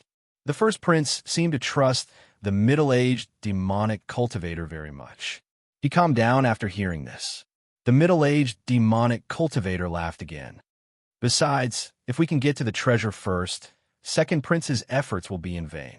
He volunteered to come here, for he paused as if he suddenly realized there was an outsider here. Xiao Feng pondered. Did the demonic cultivators from the South Sea invade for another purpose? It made sense. With so many demonic cultivators in Kanwu, how could there be enough materials to distribute? Besides, according to her master, the South Sea was dangerous but had many treasures. The middle-aged demonic cultivator turned his eyes to Xiao Feng. Seeing Xiao Feng looking at the island casually, he relaxed a little. Speaking of the purpose of this trip, Black Sun Demon Master was in high spirits. Yes, we'll definitely achieve our goal this time. Let's see if Xianyu can still laugh then. First Prince is right. The middle-aged demonic cultivator said respectfully. The Black Sun Demon Lord was even more pleased with himself and said, Then let's quickly solve the riddle. The treasure is right in front of us. First Prince, please wait. Seeing that the Crown Prince had become infinitely optimistic after just a few words of praise, the middle-aged Fey cultivator hurriedly stopped him. Crown Prince, he is a divine monarch senior after all. His divine strength is extraordinary. We must be extremely careful. Hearing this, Black Sun Demon Lord was a little disappointed. However, he had always respected Elder Jing, so he said, Elder is right. In your opinion, what should we do? Elder Jing looked at the small island beneath his feet and said, from the strange phenomenon. This island is our destination. However, the Holy Land has been around for so long, but no one has ever found it. I'm afraid it's not as simple as it looks on the surface." The 8th rank beast cultivator hesitated for a moment before saying, "Eldest Prince, Elder Jing, I didn't find any restrictions." Hearing that, Black Sun Demon Lord said anxiously, "Elder, look, don't lower your guard." Elder Jing emphasized again. He was worried about the Crown Prince's impatient character. "We demonic cultivators are far less proficient in the Tao of formations and restrictions than humans. We must be extremely careful." "Got it." Black Sun Demon Lord's tone started to become a little impatient. He thought to himself, no wonder Father didn't like Elder Jing very much. He was really too long-winded. Elder Jing swept his gaze across and instructed the 3 9th rank beast cultivators. "The 3 of you go down and scout the way first." The 3 beast cultivators responded in unison. They split into 3 different directions and landed on the small island. Elder Jing's gaze turned to the only 8th rank beast cultivator. Jing, from now on, you must be extremely careful. If there is even the slightest accident, you must tell us." This 8th rank beast cultivator with extraordinary talent and extremely sharp senses looked like a very skinny young girl of 14 or 15 years old. Her appearance was ordinary, and she had a timid expression. She was no different from a human girl, but that head of golden hair was very different from a human's. "Yes," Jing replied timidly. She had just reached the 8th rank, and her cultivation was far from Elder Jing's requirements. Under normal circumstances, she would not be chosen. It was only because she had a special talent that Elder Jing included her in the list of people who would go along with him. Above the small island, other than Black Moon Demon Lord, Elder Jing, and Jing, there was also a sloppily dressed black-skinned man with a big beard. He stood at the side lazily and had not said a word until now. However, no one could ignore him because his cultivation was the same as Elder Jing's. They were both at the 10th rank. The 3 9th rank beast cultivators landed on the small island and began to search inch by inch. The small island was really too small. Even if they were to be as thorough as the grass and trees, it only took them an hour to finish the search. The 3 beasts flew back one after another and reported, "Crown Prince, there's nothing unusual." Black Sun Demon Lord turned to look at Elder Jing. Elder Jing asked Jing, "What about you?" Jing shook her head dejectedly. Elder Jing pondered for a moment and turned to call out, "Enrich, go and check it out." The black-skinned man was rubbing the mud off his body. When he heard that, he lifted his head and grinned at Elder Jing. "Old Jing, you wanted to check it out? Is it what I think it is?" Elder Jing glanced at him. "What else? Do you know anything else?" The black-skinned man chuckled. "Then I won't stand on ceremony." As soon as he finished speaking, he took a step forward and transformed into his true form with a shake of his body. It was an enormous and swarthy black loach. The bloodline of loaches was extremely lowly. It was difficult for them to even become demonic beasts, let alone transform into human form. However, this black loach not only went through the calamity and transformed, but also cultivated to the peak of demonic beasts, the 10th rank. Such an achievement could not be described as shocking. The black loach named Enrich opened its mouth and sucked in suddenly. Instantly, a strong wind blew and the airflow surged. A strong suction force sucked in the flowers and trees on the small island. First the dust, then the flowers, then the trees. Finally, when there was nothing left to suck, even half of the ground was sucked up. After sucking, Enrich closed his mouth and chewed, swallowing everything in one breath. He smacked his lips and said unsatisfactorily, "Disgusting, too disgusting." Elder Jing was too lazy to comment on this sentence. He smiled at Black Sun Demon Lord. "Eldest Prince, I know where the entrance is." "Oh." Black Sun Demon Lord was baffled. He did not notice anything wrong. How did Elder Jing know? Elder Jing pointed to the pool in the center and said in a deep voice, "Eldest Prince, please take a look. Enrich's heaven-swallowing technique is amazing. Why is the pool not moving at all?" Black Sun Demon Lord looked and was enlightened. I see. Even half of the ground was sucked out, but the water in the pool did not move at all. They had all seen an chi using the heaven-swallowing technique. Not to mention a pool of water, even a shallow beach could be sucked clean by him. What about below? Is this a formation? Elder Jing said. Let's go down and break the formation. Asterisk, asterisk, asterisk, it had been 6 hours, and they were still in the water. Moreover, it was fresh water, not seawater. Mo Tienga looked solemn. She would believe that the pool was connected to the sea, but they had tasted the surrounding water, and it was still fresh water. How could there be so much fresh water on a small island that they couldn't get out of it after 6 hours? How about we let Xiao Fan go out and have a look? Qin, she suggested. Mo Tienga shook her head. Xiao Fan's cultivation level is too low, and it's too honest. If something happens, I'm afraid it won't be able to handle it. Qin, she thought about it and agreed. Xiao Fan was dumb, but as a ferocious sea dragon, it was as naive as a blank sheet of paper. Wouldn't it be courting death to let it be the vanguard? If it encountered a demonic beast with higher spiritual intelligence, it would probably be tricked into selling it and help its owner earn money. The two stood next to the boat and saw the water above the boat was calm and clear. It was as gentle and beautiful as amber. But their hearts were extremely heavy because they were not people who admired amber, but little insects trapped in amber. As far as their divine senses could reach, there was nothing but water. They didn't know whether their divine senses were misled or it was water to begin with, but they knew it was definitely not a good thing if it went on like this. Where did this senior come from? I've never heard of this kind of formation. Mo Tienga frowned. The strangest thing is that I've seen brilliant formations before. The Immortal Palace in the Sea of Returning Ruins and the Sandstorm City in the far west are all ancient formations, but none of them are this strange. And, Qin, she said slowly, those two places more or less had loopholes because of the passage of time, but this one doesn't. Yes, that's the scariest thing. Mo Tienga's expression was gloomy, but she also felt powerless. In the past, no matter how powerful the formation was, she wasn't afraid because it was clearly placed in front of her and she could knock it down. But this time, she couldn't even touch the door. There was no spiritual aura abnormality, no yin and yang chaos, no signs of confusion, and no means of attack. From the moment they entered the pool, they seemed to have jumped into a black hole with only water. Everything was very calm, but it was also terrifyingly calm. They hadn't been able to find Fairy Fengqing. From the moment she jumped into the pool, they lost track of her. How big was this pool?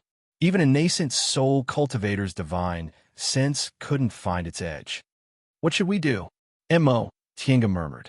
She was asking Qin Shi as well as herself. This feeling of being in the dark was terrible. We can't keep waiting like this. Qin Shi was halfway through his words when the 10,000 miles canoe suddenly trembled. The two of them looked at each other, both feeling happy. They weren't afraid of trouble. What they were afraid of was no change. As long as there was a change in spiritual aura, they could find a way to break the formation. However, the next moment, the 10,000 miles canoe suddenly trembled violently. Mo Tienga made a hand seal and hit the restrictions on the canoe, but she still couldn't stabilize it. A powerful force was pressing towards them. Qin Shi raised his head and looked around. The water around them was no longer calm. It had become extremely turbulent, just like the turbulent seawater before they entered the formation. However, this force was more than 100 times stronger. Tienga, he called out. Mo Tienga barely managed to stabilize herself. She grabbed his outstretched hand and said loudly, I can't control it anymore. The powerful force seemed to be able to topple the mountains and overturn the seas, pressing towards them. They could only choose to stabilize the restrictions on the canoe to prevent the protective cover from being crushed and let the canoe drift along with the current. Gradually, a white light seemed to appear in the distance. Then, with a splash, the 10,000 miles canoe was thrown out along with the current.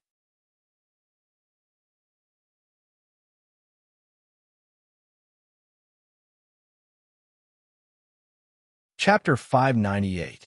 Senior Marshal's sister, Senior Marshal's sister, wake up. Anxious cries came into her ears.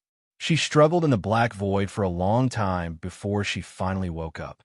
The blurry scene in front of her gradually became clear. The first thing she saw was a delicate and pretty woman with tears on her face. Seeing her awake, she was very surprised. Senior Marshal's sister, you finally woke up. She looked a bit confused. What? What did you call me? The woman was stunned. Senior Marshal's sister, what's wrong? She pressed her forehead and whispered, my head hurts. Then rest for a while, the woman said. Marshal uncle said you suffered a blow. So you blow, she murmured. Suddenly, her head hurt again. Countless memories rushed into her mind as if they were going to tear her head apart. Senior Marshal's sister, Senior Marshal's sister.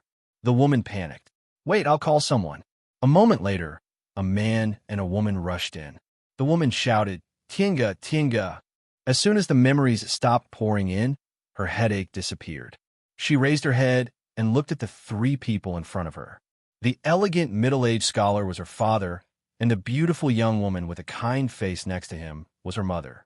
Behind them, the delicate and pretty girl taking care of her was her junior marshal's sister, Nia Wushang. The blow, the junior marshal's sister said, was something that happened not long ago. When she formed her gold core, she became Tao companions with a senior marshal brother. The couple loved each other for 100 years and advanced to the nascent soul realm together. Unexpectedly, not long ago, this senior marshal brother suddenly attacked their master, Lord Taoist Jinghe, stole the sect guarding treasure, and betrayed them. Only then did they realize he had bad intentions. Her father looked at her angrily. That traitor! Why are you still sad for him? Her mother grabbed her hand and cried. Silly child, silly child. She was a bit confused. The person she loved for 100 years turned out to be a traitor. This was quite tragic, but why was she so numb? As soon as she thought about this, she suddenly felt a sharp pain in her heart. She was extremely sad, and tears fell uncontrollably. Seeing this, her mother hugged her and burst into tears. Her father frowned. Why are you crying? It's good that this scoundrel with evil intentions has left. Her mother said angrily, Tienga is sad. Can't you be a little more understanding? What kind of father are you? However, his father said, she is sad, so you should console her, acting like you will only make her more sad. Her father and mother quarreled, and her junior sister comforted her quietly. Senior sister, don't be sad. I don't believe that senior brother Qin would do such a thing. There must be some hidden reasons. She lowered her head and wept. What other secrets could there be? He told me himself, but do you believe it? Do you believe senior brother Qin is that kind of person? She hesitated. Senior brother Qin has always been kind. How many people in the sect have received his kindness? He had even saved the lives of Feng Shui, Qin Yu, and the others. I don't believe that senior marshal brother Qin is a treacherous person who would bite the hand that feeds him. She quietly glanced at her parents. Seeing that they were still arguing, she nodded and said softly, All right, come find me later. Not long after, her parents finally realized her existence. Her mother comforted her for a while, and she used the excuse of resting to send her parents away. Only the two of them were left in the cave. Her junior sister said anxiously, Senior Marshal's sister, let's go. I have Grandmaster Jinghe's identity tablet. She nodded. Okay. Grandmaster Jinghe was her and Senior Marshal Brother Qin's master. She and Nia Wushang called each other Marshal sister because Nia Wushang's master was her father's junior marshal brother. As for her, because of her outstanding aptitude, she was accepted as a disciple by Grandmaster Jinghe early on. In the group, her seniority was equal to her father's. Later, when she formed her nascent soul, her seniority was even higher. Of course, among relatives, only seniority was considered, so her father couldn't call her marshal uncle. Thinking of this, she suddenly became absent-minded. Her father was a core formation cultivator. But what about her mother? She was almost 200 years old now, so her mother should be a foundation-building cultivator at least. However, she didn't feel any spiritual aura from her mother's body just now. She suddenly felt pain in her head, and she let out a low cry. The junior marshal sister leading the way was startled and hurriedly pulled her back. Senior marshal sister, do you have a headache again? She shook her head. I'm fine. The junior marshal sister was still worried, so she warned her again. Senior marshal sister, you have to be careful to conceal your cultivation level and disguise yourself as a core formation cultivator. No, there are also a limited number of core formation cultivators, so you should be a foundation building cultivator. Mo. Tinga nodded softly. This junior marshal sister was also better than her master. Their master was only a core formation cultivator, but she formed her gold core in less than 100 years and now had a chance to advance to the nascent soul realm. It would be easier for her to disguise herself as a foundation-building disciple with the junior marshal sister leading the way. Because of the nascent soul cultivators' rebellion, the school's great mountain protecting formation was fully activated, and low-level disciples were not allowed to enter or leave. Even core formation cultivators had to hold the identity tablets of Lord Taoist Jinyang and Jinghe, the two nascent soul cultivators. Mo Tinga disguised herself as a foundation-building cultivator and used a disguising spell to slightly change her appearance, so she easily went out of the school. Then, her flying magic weapon carried her and her junior marshal sister eastward at a moderate pace. When they were about 50 kilometers away from the flying magic weapon, the junior marshal sister asked, Senior marshal sister, do you know where senior marshal brother Chin is going? Mo Tinga shook her head blankly. I don't know. He doesn't have another residence outside the school. She suddenly thought of a possibility and murmured, could it be there? After thinking for a moment, she flung her sleeve to summon a small boat and stepped on it with her junior marshal sister. There's a place he might go. After several days of rushing, they arrived at a tall mountain.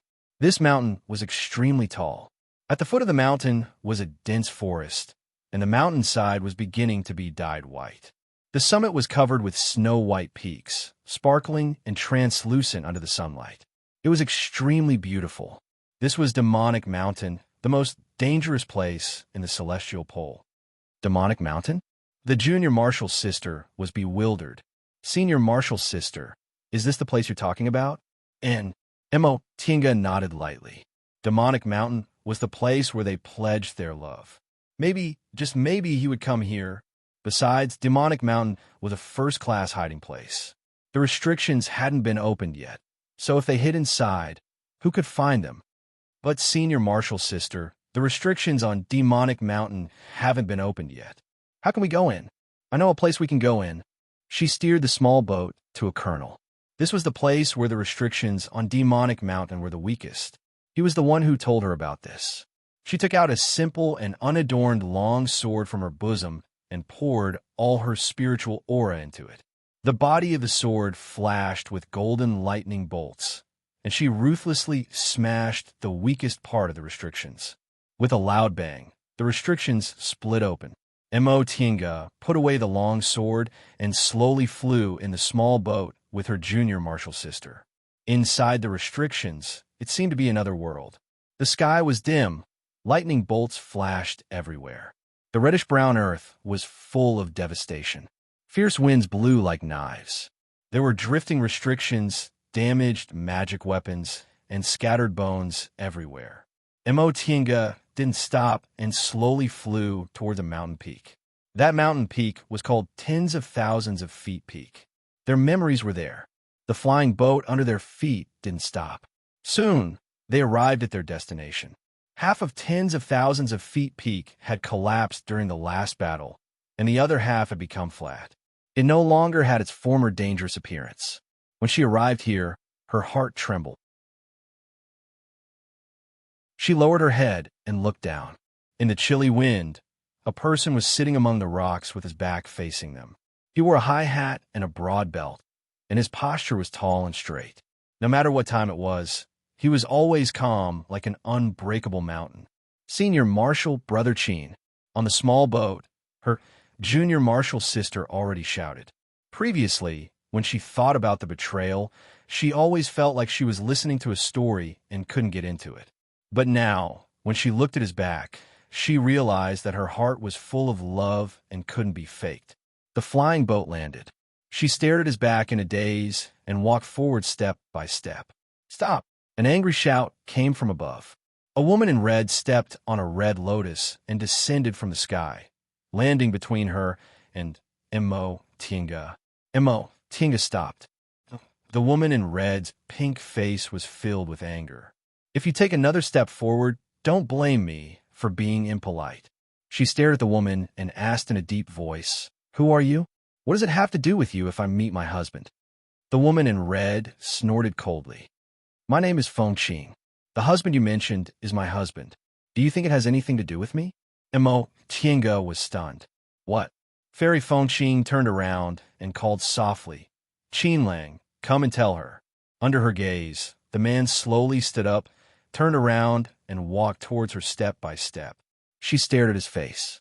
He still had handsome features and dazzling elegance, but the way he looked at her was different from before. It was so deep that she couldn't see the bottom. "Qin Lang." Fairy Feng Qing held his arm, looked up, and said, "Tell her what our relationship is." A hint of hesitation flashed in his eyes, and he instinctively wanted to withdraw his arm. "What's going on?" He shook his head and thought, "Little Sister Qing and I are childhood sweethearts. She sacrificed a lot to help me take revenge, so how could I not want to be close to her?" But the woman in front of him looked very familiar at first glance. He even couldn't help but want to walk forward and hold her hand. How could this be? Did he turn his act into reality? "Senior Marshal Brother Qin, how can you do this?" His junior marshal sister rushed forward and shouted, "You betrayed the school, sneak-attacked Grandmaster Jinghe, injured Grandmaster Jinyang, stole the school's sacred object, and now you even hooked up with another woman. You're too shameless." Her junior marshal sister pulled her clothes and said, "Senior Marshal sister, Senior Marshal Brother Qin changed. He actually betrayed you. Quickly kill him. He's always been like this." Fairy Feng Qing held his arm, raised her head, and gave her a contemptuous look. "Everything about you and you is fake." His ancestor was killed by Qin Jinghe, so he endured the humiliation and entered Xianxing School, waiting for an opportunity to take revenge in one fell swoop. Unfortunately, that old thing Qin Jinghe escaped. He didn't betray you or the school, but he was fake from the beginning. "No, impossible," she muttered to herself and stared into his eyes. "Tell me, is it true?" Meeting her gaze, he shivered, but in the end, he turned his head away and said softly, "Yes, it's all fake. Your feelings, your actions, they're all fake?" He answered again, but this time, he was more determined than before. "Yes. Senior Marshal's sister, kill him. Kill him." His junior marshal sister shouted from behind, "He's no longer Senior Marshal Brother Qin. He's a traitor who betrayed the school, his wife, and his friends." She clenched her fists and just stared at him in a daze. "Senior Marshal sister, have you forgotten Marshal Uncle's instructions? Have you forgotten Grandmaster Jinghe? Quickly kill him." She loosened her fists, and a spiritual light flashed in her right hand, and a colorful fan appeared in her hand. "Qin Lang, kill her, and you can sever all ties with Xianxing School." Seeing the long sword burning with real fire in front of him, she was finally disappointed and raised the heaven and earth fan. "Since you're just a traitor, I'll sever all ties with you today." The heaven and earth fan and the three-yong real fire sword released an astonishing killing intent at the same time. In the next moment, it seemed like they would perish together.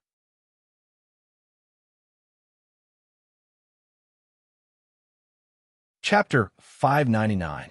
Mountains and rivers flew out of the heaven and earth fan, and the three-yong real fire sword transformed into thousands of flying swords with amazing momentum.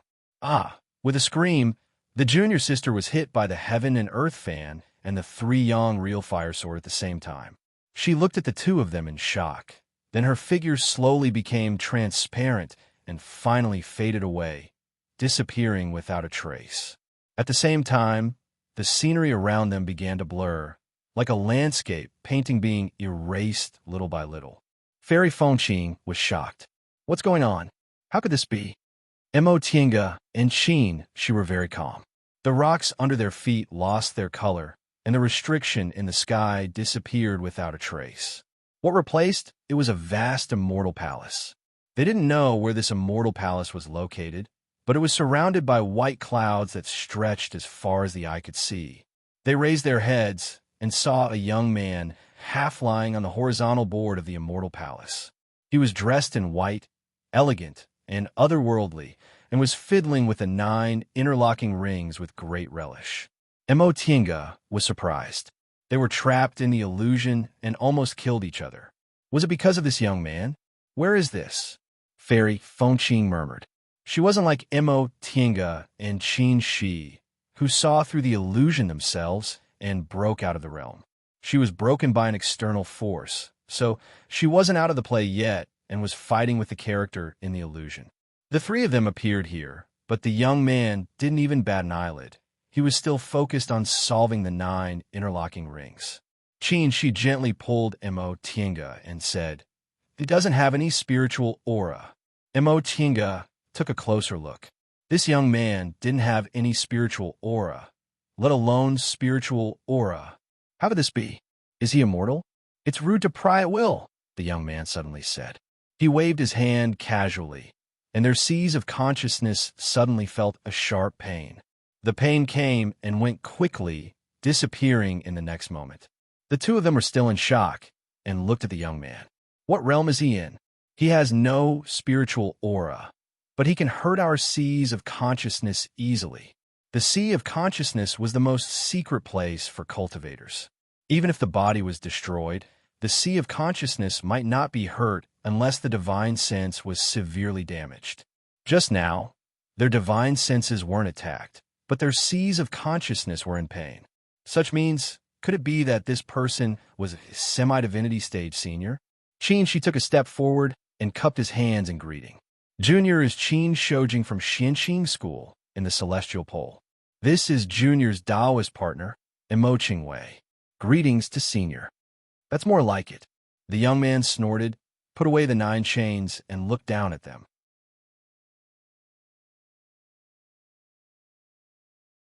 Whether it was the restriction on the island or the illusion behind it, it was enough to prove that the master was a cultivator whose realm surpassed the nascent soul realm. Just now, the young man casually attacked them, which showed that their lives were in his hands. That being the case, why did they have to play tricks? At least, it seemed this senior didn't want to hurt them. Whatever he asked, they just answered honestly. When Qin Shi finished talking about the recent situation, the young man sat on the plaque and sighed. The world is in chaos. Is it time for reincarnation again? Reincarnation? Emotinga muttered inwardly. This senior's tone didn't sound like it was a good thing. The young man sighed, then looked at them and said, "Being able to enter my immortal palace means you're fated with me. I can't even count how many tens of thousands of years it's been, but you're the first people to come here." Emotinga asked curiously, "May I ask Senior's name? What's your origin? Why are you trapped here for such a long time?" The young man said faintly, "My name is Hupa. Even if I told you, you wouldn't know my origin. As for other things, you'd better not ask." Emotinga asked again. "Senior just said the world is in chaos and time for reincarnation. What does that mean?" Hupa was a bit impatient with her questions. He said, "Stop talking nonsense. Do I have to answer whatever you ask?" Emotinga cursed inwardly. This senior is really... He's kind of Qin Shi, but he treats me like this. Does he have a habit of splitting peaches? Just as this thought crossed her mind, Hupa on the plaque flew into a rage and shouted at her, "What are you thinking?" Emotinga was stunned. She pointed at him and said, You. She finally remembered that cultivators in the deification realm and above could sense the thoughts of lower-level cultivators. Her malicious speculation about him must have been sensed. Seeing Hupa's angry expression, she was about to say something to ease his anger when she suddenly saw his pinky. Her heart skipped a beat, but in the next second, she said, "Senior always looks very impatient when talking to me. Whatever he says, Senior always explains it nicely. This inevitably makes people think the wrong things." Hupa stood up angrily, as if he was about to attack. She hastily stepped forward and stood in front of him. Senior, she has a big mouth, but doesn't mean it. Please don't take it to heart. Hoopa shouted, what do you mean by big mouth, but doesn't mean it? I'm a mind reader. For a moment, she didn't know how to answer. He didn't know what happened and didn't understand why Hoopa was suddenly enraged. He turned his head, wanting to get some hints from Tinga, but she didn't even look at him. She said to Hoopa, Senior, why are you so angry? Could it be that I was right? You. Hoopa was so angry that he stuttered. In the end, he said angrily, if I don't teach you a lesson, you really don't know the immensity of heaven and earth. He raised his hand towards Tinga. In an instant, Tinga felt as if her sea of knowledge was hit by something, causing her to feel a sharp pain again. She couldn't help but cry out in pain, but she clenched her teeth and endured it. Tinga, seeing that she was in so much pain that she was holding her head and squatting on the ground, she hastily said to Hoopa, Senior, please be lenient. Hoopa just sneered. She still wanted to say something, but Tinga pulled his sleeve. She endured the pain and said softly, don't worry about me. She was in so much pain that her face was pale and her forehead was covered in sweat, but her gaze was firm as if she had another meaning. She paused for a moment, then said, I don't care if you can bear it or not. I can't just watch. Tinga's gaze warmed. She smiled at him and said, it's okay. I'll really be okay. As she said that, she slowly straightened her body and wiped the sweat off her face. Her gaze made Hoopa a bit uneasy. Moreover, he knew that if he continued like this, his secret would be exposed, so he wanted to remove the spell and say some polite words. Unexpectedly, Tinga already said, Senior, it doesn't seem to hurt anymore. Hoopa was furious again. Do you really want to die? Tinga chuckled. She stood up straight and looked at him with her head held high. Senior has to be able to kill me first. Hoopa was stunned. Seeing her fearless appearance and sensing her thoughts, he couldn't help but feel a chill. Tinga took a step forward. Senior, why don't you do it? With your cultivation level, if you want to kill us, you only need to move your fingers, right? She smiled faintly. Hoopa, you have this name, but you don't have a surname. It's really strange. It doesn't seem like the name of a high-level cultivator. It seems more like the name of a servant or a spiritual beast. Hoopa's expression became gloomy. Tinga said, Senior knows nothing about the changes in the outside world. Presumably, you haven't left the Immortal Palace for a long time. I wonder if you don't want to leave, or if you can't. Hoopa stared at her and said with a gloomy tone, What do you want to say? Tinga suddenly smiled and said gently, Senior, Junior doesn't want to be Senior's enemy. It's just that Senior is unwilling to tell me your identity and background. So Junior has to resort to this unwise plan. Hoopa was dumbfounded. Sensing that her current state of mind was calm, he became even angrier. Are you deliberately playing with me? Tinga said, If Senior told me honestly, I wouldn't have to resort to this unwise plan. Hoopa snorted and said angrily, I won't tell you. What do you do to me? He looked like a child throwing a tantrum. Tinga smiled. Senior, don't you feel uncomfortable being trapped here for tens of thousands of years? Hoopa was silent. She then said, If my guess is correct, Senior is that divine beast, Chilin, right?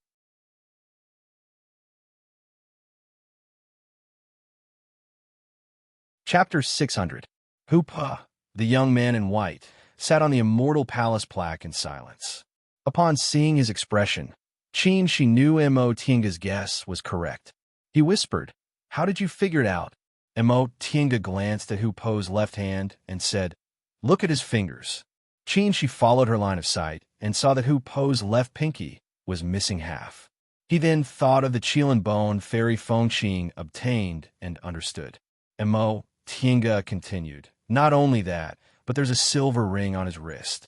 It's not a bracelet, but a restriction that imprisons him here. When he came here just now, I saw the silver ring light up. She looked again and saw there was indeed a silver ring on Hoopa's wrist. He sighed. You're really observant. Tinga smiled. I'm very sensitive to restrictions. I noticed it as soon as the silver ring lit up. So, he doesn't have the ability to take our lives? I think so. At most, he'll make us suffer a little. Tinga paused for a moment, then said, but I want to be on good terms with him. First, he doesn't have any evil intentions towards us. Second, I think he must have a big secret. Chinchi nodded slightly. He already knew what Hoopa said, but he didn't ask because he thought their lives were in his hands. The two of them looked at Hoopa. Hoopa was sneering at them. Although he was imprisoned on the side of the plaque, he was, after all, an existence far beyond the current cultivation world. Even if he couldn't read minds, how could the two of them hide their voices from him? Senior, Tinga said, have you made up your mind? Hoopa said coldly, even if you guess correctly, so what? You can't hurt me or let me out, so why should I talk to you? Tinga said, Senior, I know I can't negotiate with you, so it's up to you whether you're willing or not. Hoopa continued to sneer. Do you think I'll be moved by your words and say anything? Tinga rolled her eyes. As a divine beast that lived for tens of thousands of years, he was actually so calculative. Chinchi asked, Senior, may I ask where you came from? As a divine beast, why did it stay in the human world? What is the Meru Ocean? What do you mean by the world will be in chaos and the time of reincarnation? This time, it was Hoopa's turn to roll his eyes. He hadn't even said whether he was going to answer or not, and he actually asked all the questions in one go. He simply lay down on the horizontal board and pretended to rest, completely ignoring them. Senior? The person below called again. Hoopa curled his lips and pretended to be dead. She called him a few more times but didn't get any response. So she said, since Senior doesn't want to talk to us, let's take a rest first. The two of them then discussed how to settle down and how to leave, minding their own business and treating this place as their own immortal's cave. Hoopa, who was sitting on the horizontal board, was enraged. He gnashed his teeth and glared at them several times, but then he felt bored and turned his head away to ignore them. The first thing Tinga and she wanted to do was to enter the Immortal Palace. However, they discovered that the Immortal Palace was sealed by restrictions and couldn't be opened, so they could only find a corner outside to settle down. At that moment, Fairy Fengqing jumped out of the illusion. When she saw the two of them, she was shocked at first, but then she became angry. She took 2 steps forward, stood in front of them, and asked angrily, why are you here? Recalling the scene in the illusion, Tinga didn't even feel like showing enough courtesy on the surface. She said, why can't we be here? Fairy Fengqing was furious. You followed me? So what if I did? Tinga looked at her mockingly. You! Fairy Fengqing flew into a rage. She was about to scold them when she suddenly saw she looking at her indifferently. She was shocked. She almost forgot that Shojing was already in the middle stage of the nascent soul realm. With the two of them here, she absolutely couldn't defeat them. But was she going to let it go just like that? When Fengqing, formed her nascent soul, she didn't even know where these two people were, but now she was going to be bullied by 2 juniors, Tinga said lazily, fellow Taoist Fengqing. Maybe you don't know, but aside from being a guest elder of Bishuan Court, the founder of Bishuan Court is my family's great ancestor.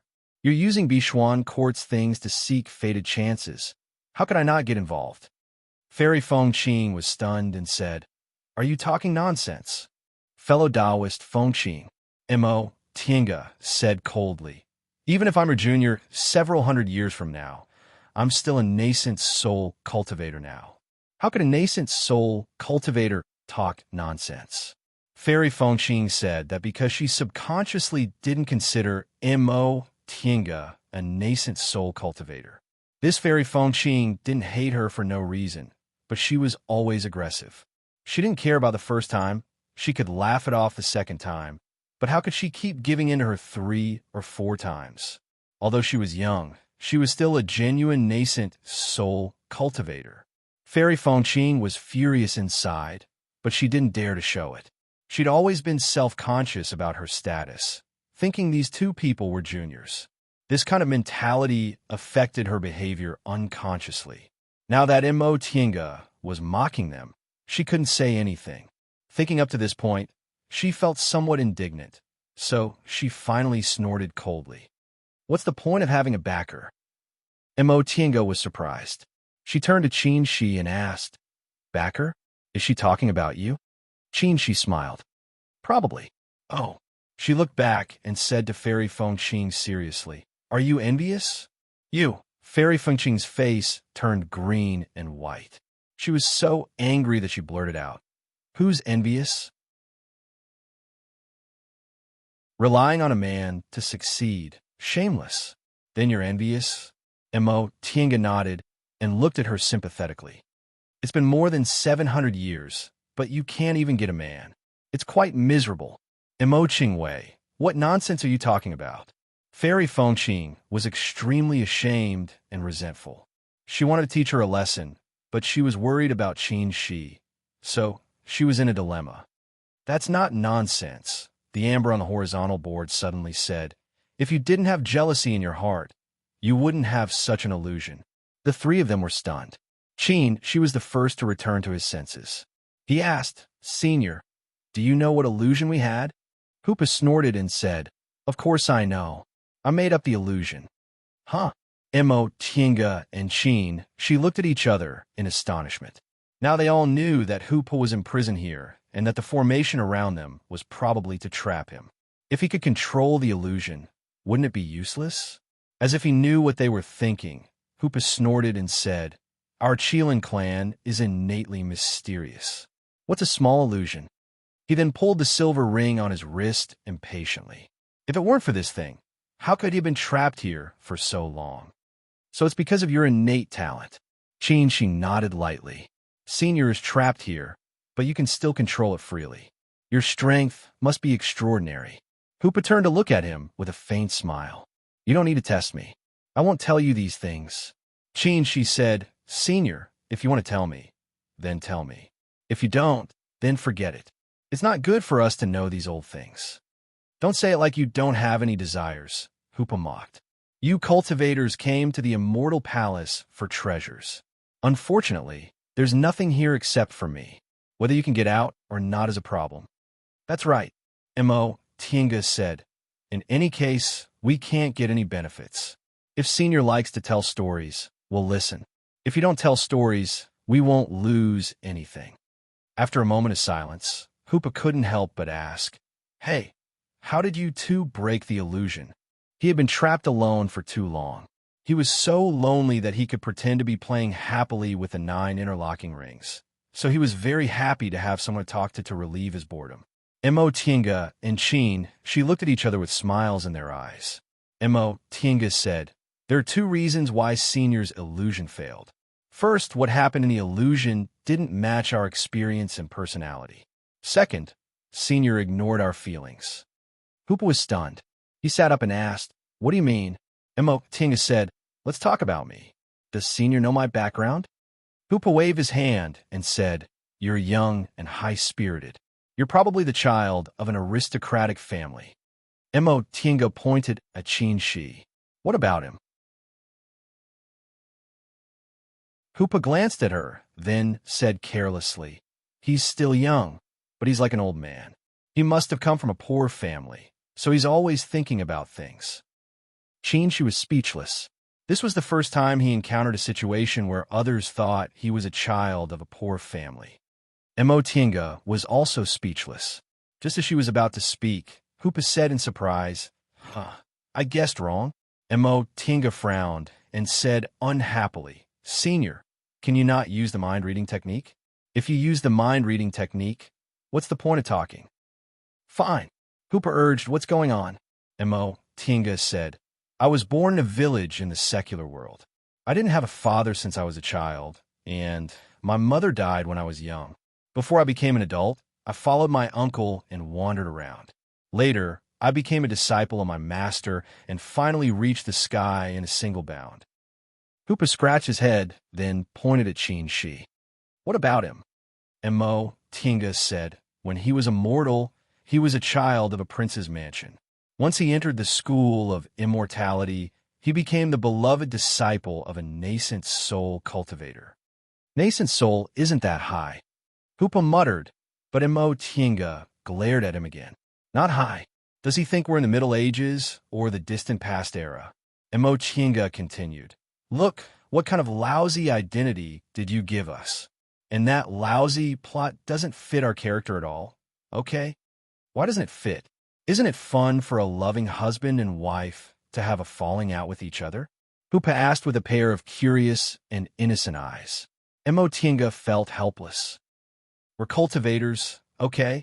All of them cultivated their state of mind, all right? To put it simply, if he really had a blood feud with me, he wouldn't have married me because it would have implicated the innocent. If I really became a husband and betrayed the sect, I wouldn't have been beaten half to death, and I definitely wouldn't have confronted him with weapons. Why? Hoopa decided to get to the bottom of it. Because our relationship is deep. Betrayal is even more intolerable, right? It's wrong to put it on me. Then what will you do? Emotinga paused, then said, Why should I tell you to make the illusion more realistic next time? Hoopa said, This time, I'm just too unfamiliar with it. If there's a next time, I'll definitely trap you in the illusion and never come out. Unfortunately, there's still the second point. No matter how realistic Senior's illusion is, feelings can't be fake. In the illusion, I have no feelings for my illusory parents. It'll be the same even if I do it again. Next time, I won't make it up like this. Senior, Fairy Fonching suddenly spoke. Hoopa's gaze froze, and he said coldly, Junior, it's very rude of you to interrupt. He flicked his sleeve and was about to punish her, but he heard Fairy Fonching say loudly, Senior, Junior has something to give to Senior.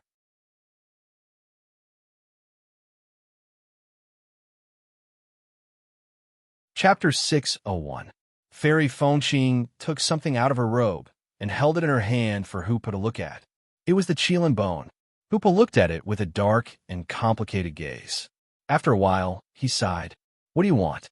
I've been imprisoned here, and my aura has been sealed. Only my immortal body remains. If your request is too much, I'm afraid I can't do it. Fairy Fonching said, I don't want anything.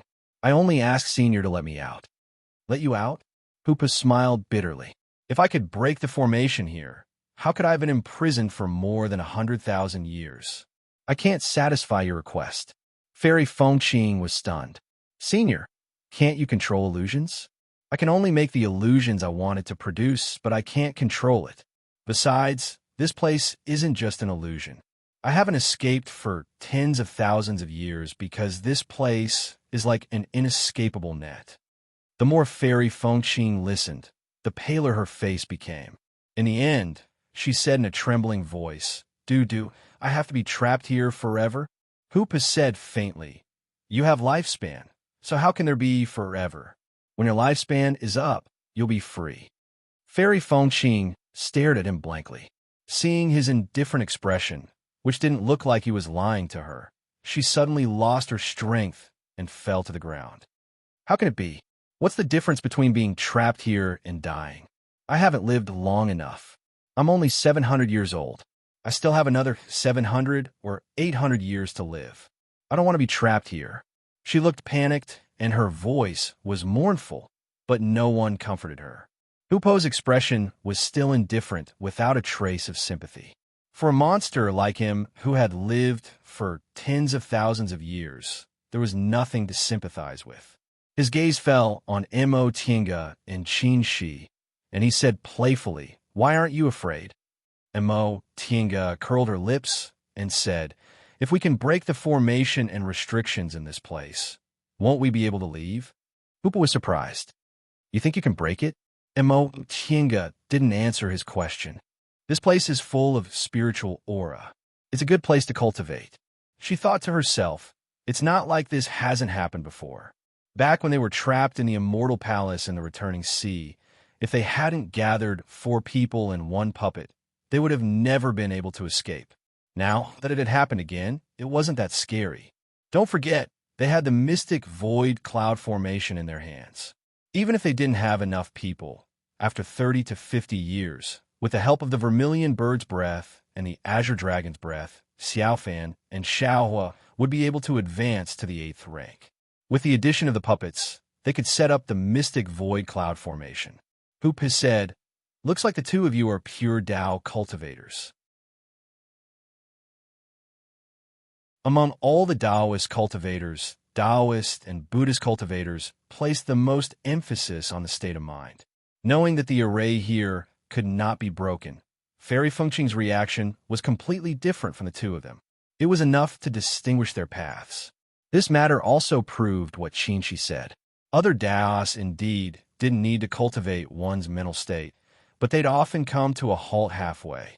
Although the path of Dao cultivation was arduous and full of misgivings, as long as one persevered, the path would be smooth sailing.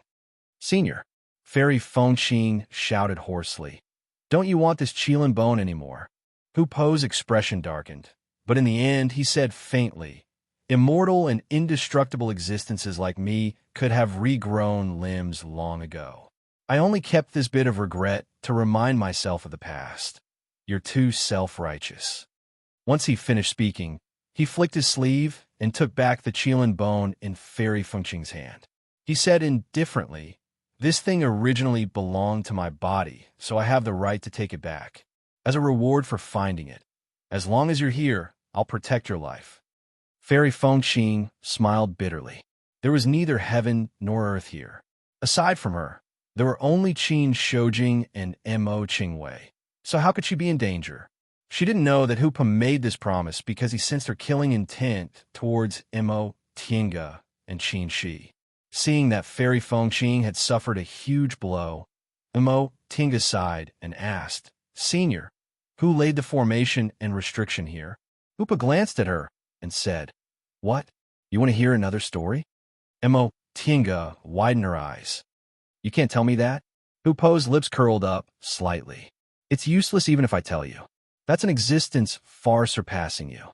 Then it's the Middle Ages or remote antiquity era. Are you trying to get information out of me?" Hupa hugged his knees and smiled. "In fact, there's no harm in telling you. In our world, there were still people who ascended and became immortals. Sure enough, it was the Middle Ages or remote antiquity era.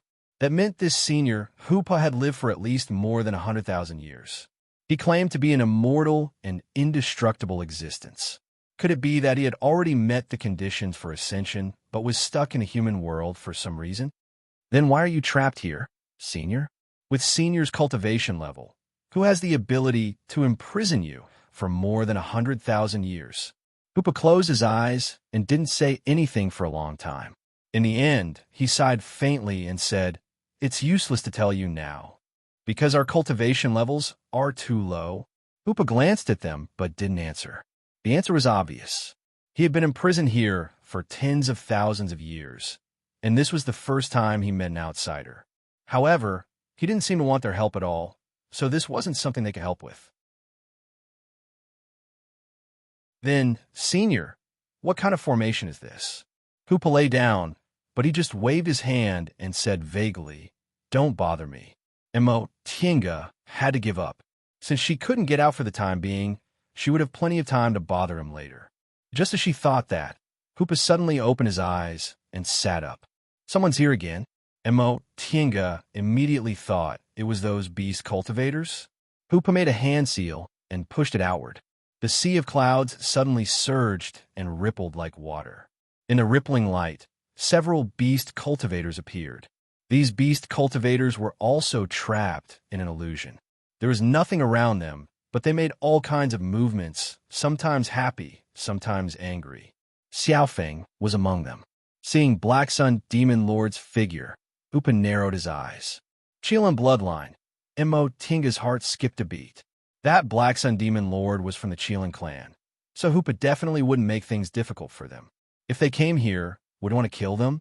At this thought, she looked at Qin Shi. She couldn't send him a voice transmission, so she could only give him a look. Qin Shi shook his head at her. She didn't know whether he was saying she didn't need to care or it wouldn't happen. After Hupa intervened, the beast cultivators experienced an easier time. They broke the illusion one after another and came out. The first beast cultivator to come out was a sloppy, black-skinned man. He was enrich, the loach. He saw Mo Tienga and Chinchi first. Huh? He pointed at them and said, "Are you humans?" She took a step forward. "Yes, I'm Kunwu Cultivator Chin Shojing, and this is my wife, Mo Chingwei. May I know your name?" His words were polite and didn't have any difference between humans and demons. He seemed to treat she, as one of his kind. And Chi grinned and cupped his hands like She did. And Chi, a beast cultivator from the South Sea. My original form is a loach. Hearing the word loach, She's heart skipped a beat. He remembered that when he was guarding the formation, he once killed a loach in the heaven and earth upside-down formation. It was said that it was very difficult for a loach to become a beast. Could it be such a coincidence that they were relatives? And Chi didn't know what she was thinking. He glanced at Fairy Feng Qing, who was in a daze in the corner, then looked at Hu Po on the horizontal board. He uttered an ah and asked, "Are you also a member of our beast clan?" Hu Po lazily looked up. He was a divine beast with the noblest bloodline, but an Chi in front of him was a loach with the lowest bloodline among demonic beasts. This surprised him. "You're actually a loach? Boy, you're quite lucky." And Chi chuckled and touched his head. He asked, "Which clan are you from? Although I know you should be a beast, I can't feel your breath. Are you sealed?" Hoopa corrected him. "We're from the Spirit Clan, not the Beast Clan." And Chi uttered an ah and looked at Hoopa in confusion. Hoopa said, "Don't be misled by humans. Humans are the most selfish. If you're used by them, you're called spiritual beasts. If you're not used by them, you're called demonic beasts. In fact, after we ascended, we went to the spiritual realm, so, of course, we're from the Spirit Clan, not the Beast Clan." And Chi actually thought about it seriously and finally nodded. "What you said makes sense. We cultivate spiritual energy, so, of course, we're from the Spirit Clan. You're worth teaching." Hoopa smiled, and Chi slapped his head and asked again, "You still haven't told me which clan you're from." Hoopa said, "The Qilin clan." Qilin. And Chi's hand that was touching his head paused. He pulled out a large piece of black mud, but stopped in midair. He raised his head and looked at Hoopa in shock. Is there a problem?" Hoopa was still lazy. And Chi slapped his head again and knelt down.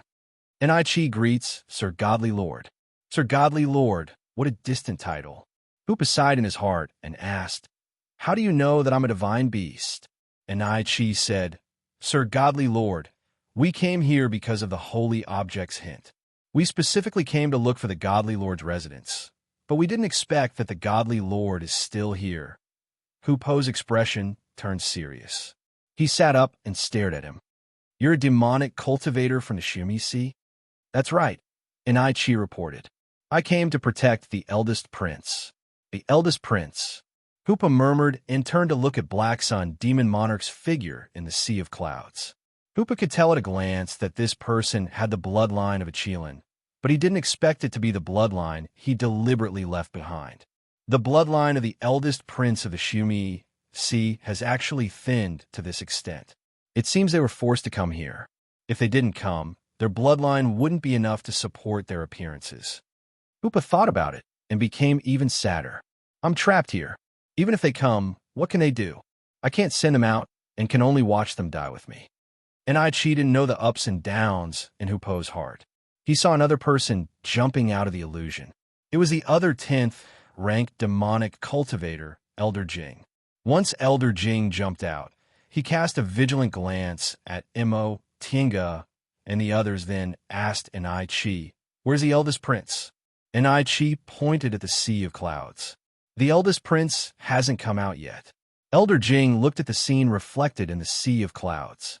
The eldest prince's face was full of anger, and he seemed to be arguing. Elder Jing was secretly anxious. Black Sun Demon Monarch didn't look like he was going to break the illusion at all.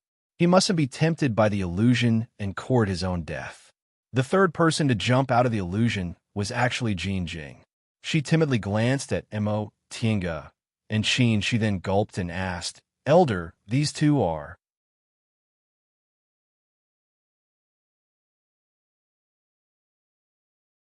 Chapter 602. Before she could finish speaking, another figure appeared beside them. It was Little Feng. Little Feng had just taken human form, but it was raised in Xianxing school by Qin Shi when it was young, so it didn't have too many obsessions, so it was much easier for it to break the illusion. Elder Jing was a bit surprised to see her. He and Ni broke the formation early, because their cultivation levels were the highest. Jin Jing was only a bit later because of her talent. Fellow Taoist Feng's cultivation level wasn't obvious, and she had no talent, but she also broke the formation early. Was this the power of her bloodline? His gaze shifted to the sea of clouds. Black Sun Monster Lord was still struggling. He sighed inwardly. The eldest prince's aptitude was ordinary, and so was his comprehension. All these years, he had been assisting him wholeheartedly, but it was inevitable that he felt powerless. Elder Jing regained his composure. Seeing that Black Sun Monster Lord couldn't break free in a short time, he whispered, "Ni, you came out earlier. Do you know what's going on?" Ni-Chi's tone was filled with joy. "We found old Jing." He then told them everything that had happened. Elder Jing couldn't be bothered with Mo Tinga and the others.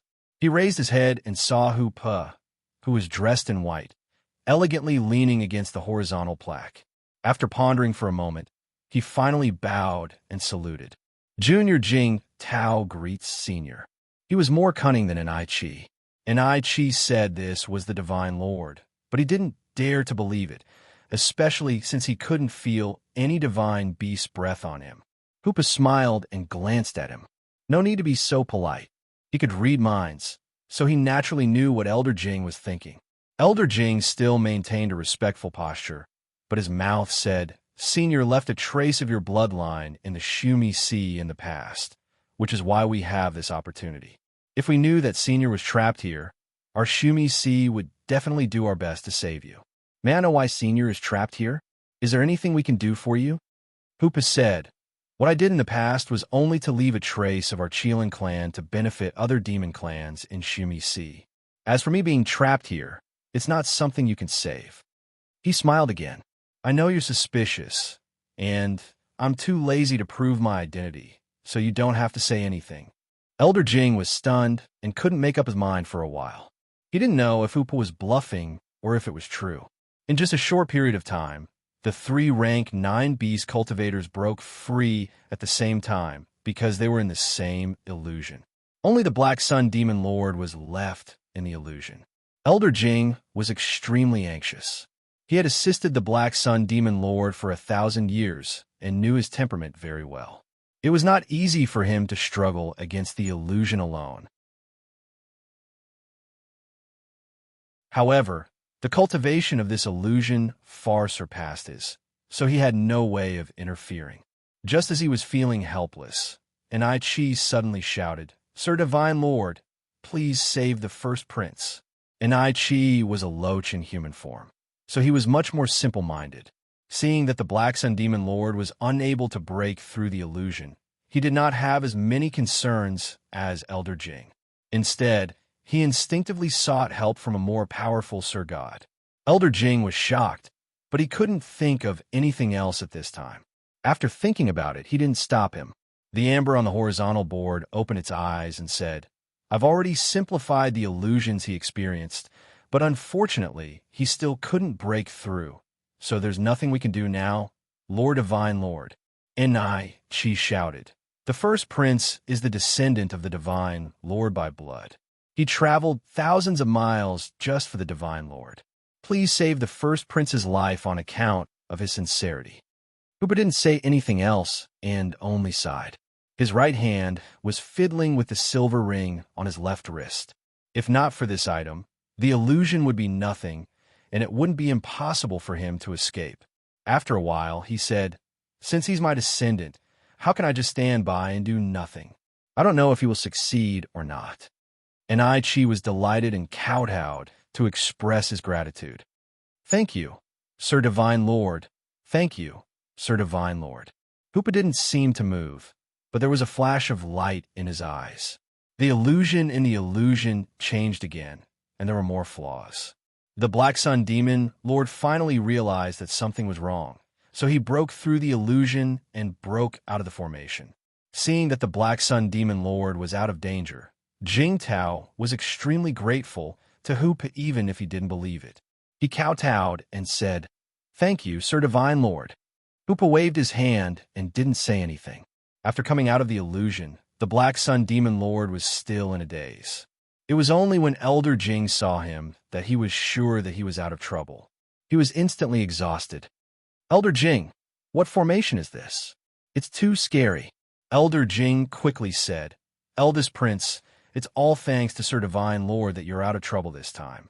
Quickly thank him." "Ah, Divine Lord?" The Black Sun Demon Lord was in a daze. He looked at where Elder Jing was pointing and saw Hoop on the horizontal board. He was shocked, and in the next moment, the blood in his body boiled. Faintly, his bloodline was connected, and he knew Hoopo's identity immediately. He knelt down with a thud and kowtowed. "Junior Black Sun greets Sir Divine Lord Grandfather." Since the Black Sun Demon Lord knelt down, the other demon cultivators, except for Little Phone, knelt down and said in unison, "Junior greets Sir Divine Lord." It was only then that Elder Jing's suspicions were gone. The bloodline's senses wouldn't be wrong. Since the eldest prince said so, then so be it. Get up. Seeing his descendant. Not only was Hoopa not happy at all, but he was even more worried. Not to mention the fact that he couldn't break the formation here. This Black Sun Demon Lord really disappointed him. His bloodline was the noblest, but it wasn't even as good as Enrich's bloodline. Had the bloodline he left diluted to this extent? If that was the case, the Qilin clan in Shumi Sea would be no different from those so-called descendants of divine beasts in tens of thousands of years. Putting aside how Black Sun Demon Lord and the others greeted Hoopa, Qinshi waved his hand and called Little Phone back. "Master, madam." Little Phone looked ashamed. Little Phone let you down. She left to find out about the abnormal phenomenon here. Now that they not only found the entrance, but also entered smoothly, there was no need to talk about what she asked about. "It's okay," Qinshi said. "Let's conserve our strength in case anything unexpected happens." On the other side, Black Sun Demon Lord was reporting to Hoopa about the Qilin clan's experiences in the past 100,000 years. As they listened, they learned that the so-called Shumi Sea was actually a sea within a sea that Hoopa built in the South Sea to preserve a trace of his bloodline. The South Sea was dangerous but fertile, and the Shumi Sea was even more suitable for the survival of beast cultivators. Because of that, the Qilin clan quickly grew into the king of the South Sea. After more than 100,000 years, the bloodline of the Qilin clan became weaker and weaker. Today, they could barely maintain the appearance of a Qilin. After thinking about it, the South Sea sovereign decided to use the Qilin blood to purify their bloodline if they could find the manner left behind by their ancestors. At that time, the world changed and the South Sea and the East Sea were connected, so they sent their army to seize Bishuan Court while Kunwu was busy so that they could find clues there. Unexpectedly, not long after, Elder Jing found clues from the sacred object passed down from generation to generation and encouraged the eldest prince to come in person to take the credit. However, they never expected that their ancestor, the Divine Lord, didn't die, but was imprisoned at the bottom of the East Sea. As soon as Black Sun Demon Lord finished speaking, the sea of clouds surged again and figures appeared on it again. Hoopa paused, and everyone looked back. Black Sun Demon Lord was the first to be shocked. Xinhua. The figures reflected in the sea of clouds were the 2/10th rank beast cultivators, Xinhua Demon Lord and Die Jinghu. Usually, even if Xinhua Demon Lord found this island, he wouldn't be able to find the entrance. They must have seen the entrance because they entered the formation. Seeing this, Black Sun Demon Lord said resentfully, he got off lightly. Elder Jing wanted to say something, but stopped on second thought. So he signaled Black Sun Demon Lord with his eyes. For Lord Divine Lord, Xinhua and Xinhua were both his juniors and didn't care about distance. If the eldest prince didn't hide his hostility towards the second prince, he might anger Lord Divine Lord. Unfortunately, they didn't know that Hoopa could read minds and already knew about it. Hoopa naturally didn't care about the infighting between the younger generation. Since he was a king, he had to fight for his position. He just hoped that this junior would be more capable. Upon seeing Xianyue Demon Lord, Imo Tinga frowned and asked in a low voice, "What should we do?" Black Sun Demon Lord's group of 7 people and Xianyue Demon Lord's group of 3 people were 4 10th rank beast cultivators. Qinshi raised his head to look at Hu Pe, who was staring intently at the image in the sea of clouds. He also said in a low voice, "It doesn't matter. We have a Xuanxu cloud-connecting formation." Imo Tinga understood what he meant. If what Hu Pe said was true, the Xuanxu cloud-connecting formation in her hands would be a bargaining chip when they were all trapped here. There wasn't any deep hatred between them. When Wu Fei guarded Bishuan Court, he used the formation to kill some beast cultivators, but that was only because they were enemies. Before long, Die broke through the formation and stood in front of the Immortal Palace. When she took a closer look, a surprised expression appeared on her cold face. "You!" They gathered here as if they were waiting for her on purpose. Elder Jing sneered. "Elder Dai, I didn't expect you'd come so soon." Die put away her surprised expression and said expressionlessly, "We're the ones who should be surprised. The second prince left not long ago, but the eldest prince already appeared in the Eastern Sea." "Heh, Elder Jing Tao, you're really a peerless schemer." Just as Elder Jing was about to say something, another person broke through the illusion. It was Jing Hu. As soon as Jing Hu appeared, Elder Jing's gaze was fixed on him. Jing Hu stared at him with a gloomy expression. "Big brother, you came really fast." Imo Tinga looked at Shi in astonishment and said in a low voice, "This is really interesting. The ones fighting for the throne are brothers, and the ones assisting are also brothers." Shi raised the corner of his mouth, revealing a faint smile. "This is good for us." Imo Tinga nodded lightly. "Yes, they're enemies, so we have a chance to survive." Upon a closer look, the 2 Elder Jing's appearance after their transformation was also similar, and their expressions and movements were also exactly the same. Before the 2 Elder Jing could say anything, a figure appeared next to them. It was Black Moon Demon Master. Seeing Black Moon Demon Master coming out of the formation, Hu Pe was delighted and said, "That's more like it." Black Moon Demon Master instinctively took a step back when he saw so many people. When he saw Hu Pe again, his blood stirred. He was startled and immediately knelt down. "Junior Black Moon greets, great ancestor." Hu Pe showed a faint smile. "Get up." Everyone with eyes could see his appreciation for Black Moon Demon Master. Jing Tao's gaze darkened, and Black Sun Demon Master's expression became extremely ugly. They were very clear about the purpose of this trip. If they let Black Moon get the Divine Lord's favor and purify his blood, the monarch position would definitely fall into his hands. You're tuning in to the Romance Rendezvous YouTube channel. We're so grateful for your support, and don't forget to subscribe to join us on this incredible journey through captivating stories. Your generosity through donations truly makes a world of difference, as it's the primary source of revenue that allows me to expand and enhance this channel for you.